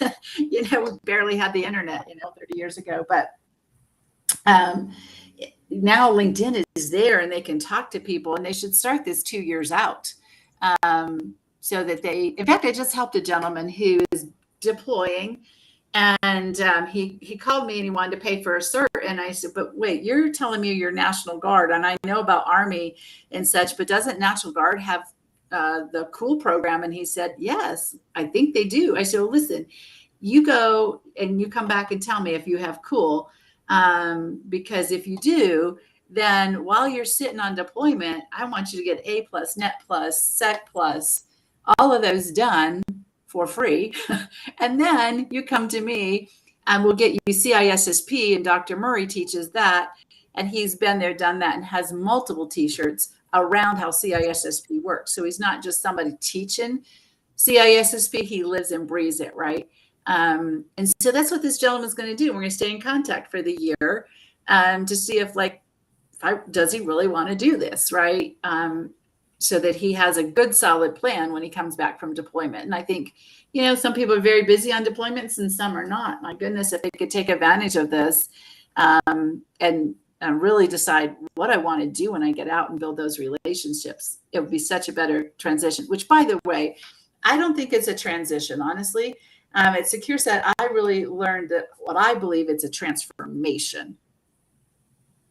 That's a bomb drop right there. That's a knowledge bomb drop for sure. Okay. I absolutely agree. It's transformation, and part of that transformation is really participating in your community. Yes. Right. And so I know that you're involved with the association. How impactful? And I know we're getting an echo here. Let me see if I can fix this for a sec. How important is it to be a part of, a member, active in your professional association, and what benefits would you get from that? So important. And again, that's an easy network, right? You're going where there's people who understand, especially cyber, right? You go to dinner parties and you try to talk about cyber, and most people's eyeballs roll back in their head, right? They have no clue what you're talking about, right? So you go, and really, honestly, I'm the soft skill side of it. So I smile a lot and nod, and I haven't a clue what they're talking about, right? But I'm like, hey, can you fix my computer so there's no malware on there?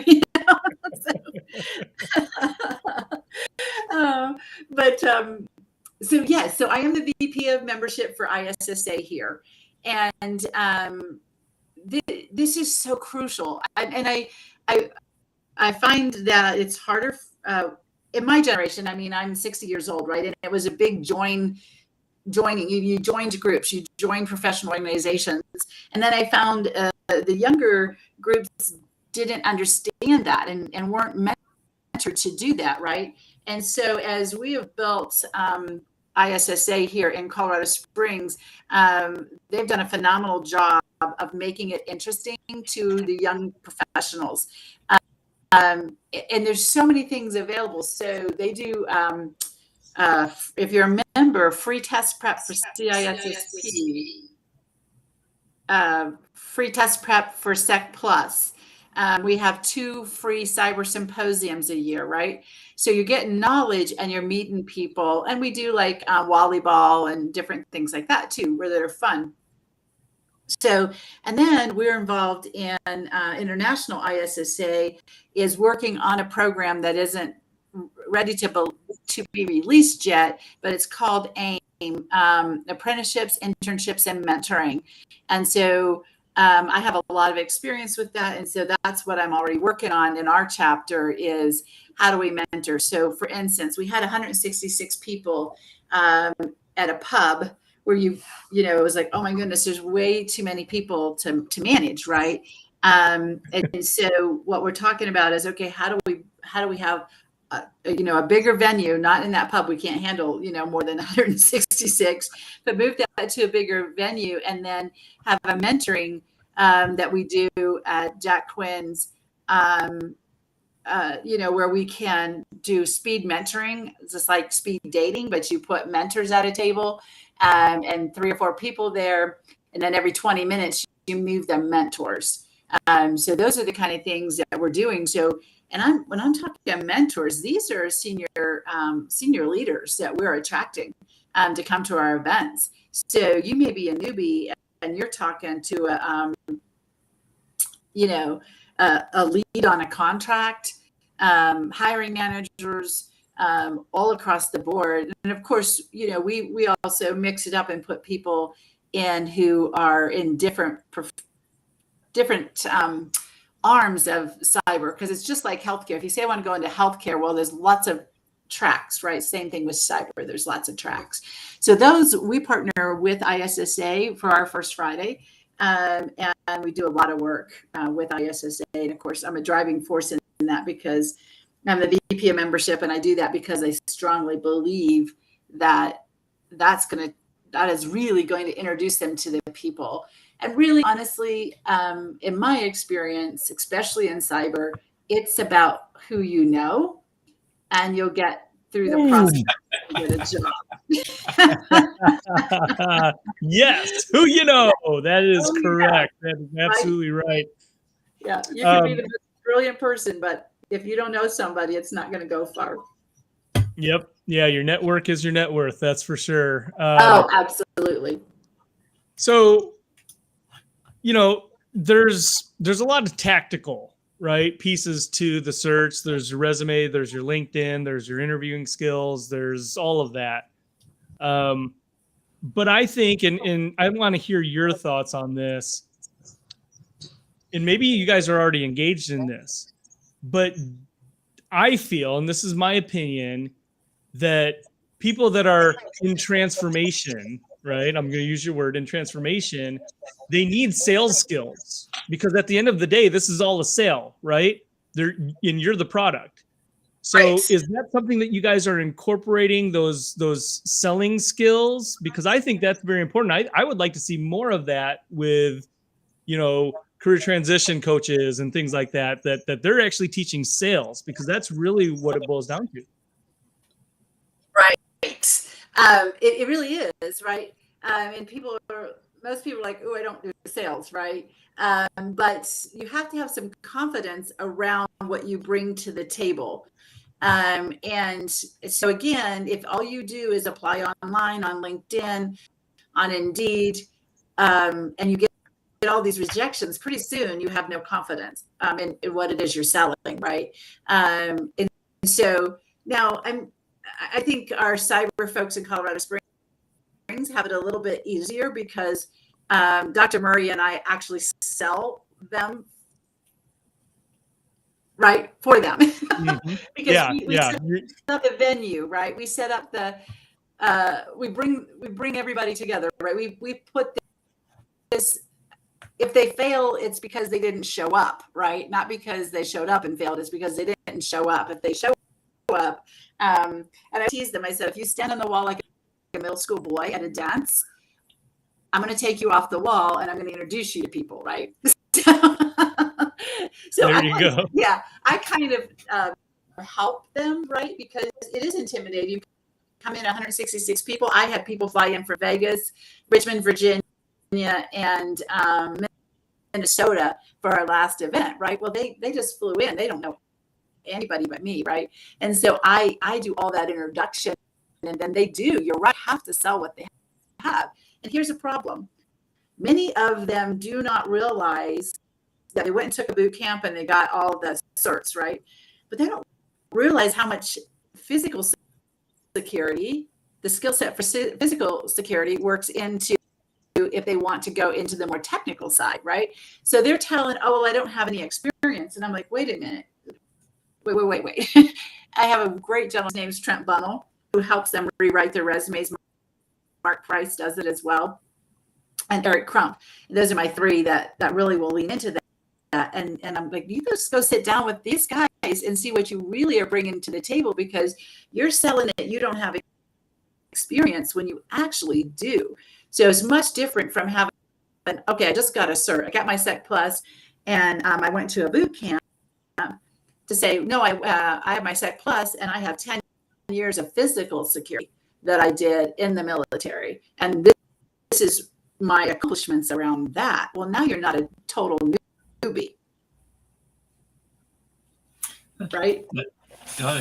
Absolutely right. And great point. There's so much that goes into a resume for a military person. When you look at the job, the additional duties, everything you had your hands in, there's so many things you can pull out of there. So that's a great service. Yes. I wanted to touch a little bit more on that networking piece you were talking about. I'm career intel. Yes. And I know with my specific MOS, a lot of the people in my field don't really have a lot of interpersonal communication skills and really have trouble talking to people.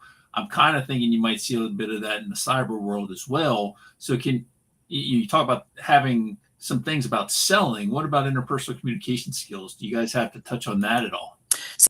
So when I was at Secure Set, I did all of that, the soft skills training. We we brought in like Myers-Briggs and Strengths Finders and all those things and really helped them. So when I was there, the day one, we started on that process. And I had them for 20 weeks. And it was a daily reinforcement, right? Of being able to do that. Because honestly, most Intel folks I've met, most cyber folks are introverts, right? And can do amazing things, but they don't want to tell you that they can, right? They really don't want to have a conversation many times, right? So, but I will tell you, when you put them, it's so amazing. We did an event in the middle of COVID. We did it outside, and I had I cut it off at 95 people, and I had people begging to get in, and these are all introvert cyber folks, right? And so I found it an interesting phenomenon. If you put them together with people that understand them, they do a great job. It's if you put them in a room with people all like me that can only smile and nod at them about their deep technical, then that's very challenging, right? So it's about working on that, right? And having people who will coach them and help them with their sales skills. And really, when I taught TAP, one of the slides, I'll never forget it, said you need to make 40 new contacts a week. I'm an extreme extrovert, and I can make the wall talk to me. But 40 new contacts, 40 new contacts a week, I can't even manage that, right? So let's make it contacts. Let's make it build relationships. Let's make it all about relationships. And that's exactly what we did at Secure Set. So we, and then now that's what we're doing. And then Dr. Murray did that with Murray Security Services, and that's what we're making in our community. So it's a family. We're about taking care of each other. And that's Colorado Springs. Like I would always tell military members and veterans, if you're sleeping in your truck, that's up to you. You do not need to sleep in your truck in Colorado Springs. You should never be homeless, hungry, penniless as a veteran in Colorado Springs, because we have so many nonprofits and we work as a family here in Colorado Springs. And that's what we developed. So when I, I don't know how you do this outside of a structured setting for veterans and military spouses, but what we did is each graduating class then got to come back and mentor a team, or just come sit on a panel, or come practice practice interviews. We did all of that, and I really think that's the success of our cyber folks here in Colorado Springs, is because we could really get our arms around that and create a family in this process. I would just love to have you guys come. It's just hard to explain how this works, but you really don't see anybody left on the sidelines if they show up at an event, and we take care of them. And so the professional organizations work into that, right? Like ISSA, yes, I'm the VP of membership, but our president of ISSA shows up at the First Friday events too, right? So it's just an amazing family, like you experience in the military, where you take care of each other and you make sure everybody has what they need to succeed. Yeah, there's a lot of career transformation groups and organizations out there, but you could go right to one or two or three of those every single day, and you're getting a lot of the same information, right? There's overlap there. But what a lot of people don't understand is you got to go where in network, right? Primarily where people have jobs, right? All those other people are working. Where do you want to be? Do you want to be in a room full of people that are looking for a job in network, or do you want to be in a room full of people that have jobs in network? And that's what professional associations represent. Absolutely. Absolutely. And, honestly, I said, be really, really careful where you get advice. Because if somebody hasn't either lived this with military or done it themselves, they don't really understand the depth, right? When I say transformation, I had a great warrant officer sit down with me when we had the boot camp, and he's like, Kimberly, let me just kind of explain to you what we're going through. You know, we just got back from deployment. We haven't really lived with our family all that much over the last several years with all the deployments. We're in a boot camp that's 8 hours a day with 3 hours of homework. So let's talk about this. And so he really was instrumental in helping me as I built the program. Like, we really need to wait. What is it? That's the challenge here. Well, the challenge is you are not transitioning. If I left Murray Security Services tomorrow and I went to another corporation, that's a transition. I'm just moving companies. When you leave the military and you go into corporate world, nonprofits, trades, they all have a different culture, right? Way different culture than what you had in the military. So you're leaving your tribe, and now you're having to learn how to dress appropriately, how to speak their language, how to fit into their culture, and how to live with your family, quite frankly, for many people who haven't lived with their families. So to me, it's much more than just writing a resume, learning how to interview. It's really learning how to be a civilian, right? With all the experience you've had in the military, but it's really learning that whole way of life without a tribe. And we tried to create a tribe here in Colorado Springs, right? But many people are moving to areas that people don't even know much about the military, right? So they're going into, I don't know, I feel like it's culture shock. Yeah, I would agree. Sean, how about you? I think that's an amazing point. I think it plays to your point about transformation, not going through a transition. You're actually transforming, because that's essentially what we have to do. And some of that's coming out of your shell, maybe using the butterfly metaphor, but we definitely have a lot that we have to go through. Yes, absolutely. And that's again why I always say you need to start 2 years out, right? And quite frankly, I when I get a chance to talk to younger military members, I tell them, like, you need to start now, because we all think we're invincible, right? And I'm going to do my 20. Things happen, car accidents happen, illnesses come that don't allow you to stay in the military. And if you just have all of your eggs in one basket, and I'm doing everything to get promoted in the military without thinking about, if I had to suddenly leave tomorrow, let's just say, one of my parents got seriously ill and I really wanted to be with them, whatever crisis there is. And I get out of the military, how am I going to survive? Right? Like, if they did that all the way through their career, then they're prepared, right? But instead we focus on the military. And I've heard this over and over and over again. In fact, I was just like horrified in a TAP seminar. I was on a panel, and this guy's like, we're working 70 hours a week. I don't have time to do this. I'm like thinking, well, if you keep doing that for 2 years, you're going to drop dead. Right. But you're doing 70 hours a week for the military. You're going to get into the transition mode, and you've not built relationships. You've not really thought about what you're going to do. You're going to come out and hit a brick wall. Right. And so there's got to be a balance throughout your whole career, I believe, to really prepare you for whatever might happen, and you don't get to stay your 20. Or you get to your 20 and you're like, I stayed for 20, but look at all the degrees I have, all the certifications I have, the relationships that I have from the professional organizations, right? Then you're really, really prepared, and it's not such a culture shock. Absolutely spot on.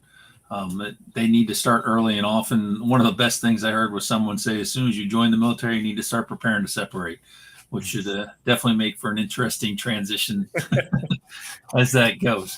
But we are running down to the end here, Kimberly, and you've done some amazing things, and you're still doing some amazing things. Your work with Murray Security Services sounds fascinating, and then how you're still helping the military community is just absolutely amazing. So as we close out here, what is it that you need assistance with, or people can get involved with to help with what you're doing with the veterans and the active duty military and spouses in Colorado Springs? How can people get involved in all this?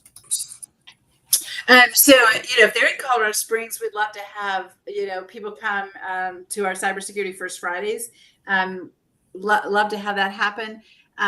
For military spouses, I think it's harder. I worked for MSEP, Military Spouse Employment Partnership, under the Obama administration, and it's so hard to find military spouses. They're so busy trying to survive and trying to take care of the family and everything. It's hard to get to them. So if anybody has suggestions on that, we'd love to hear that.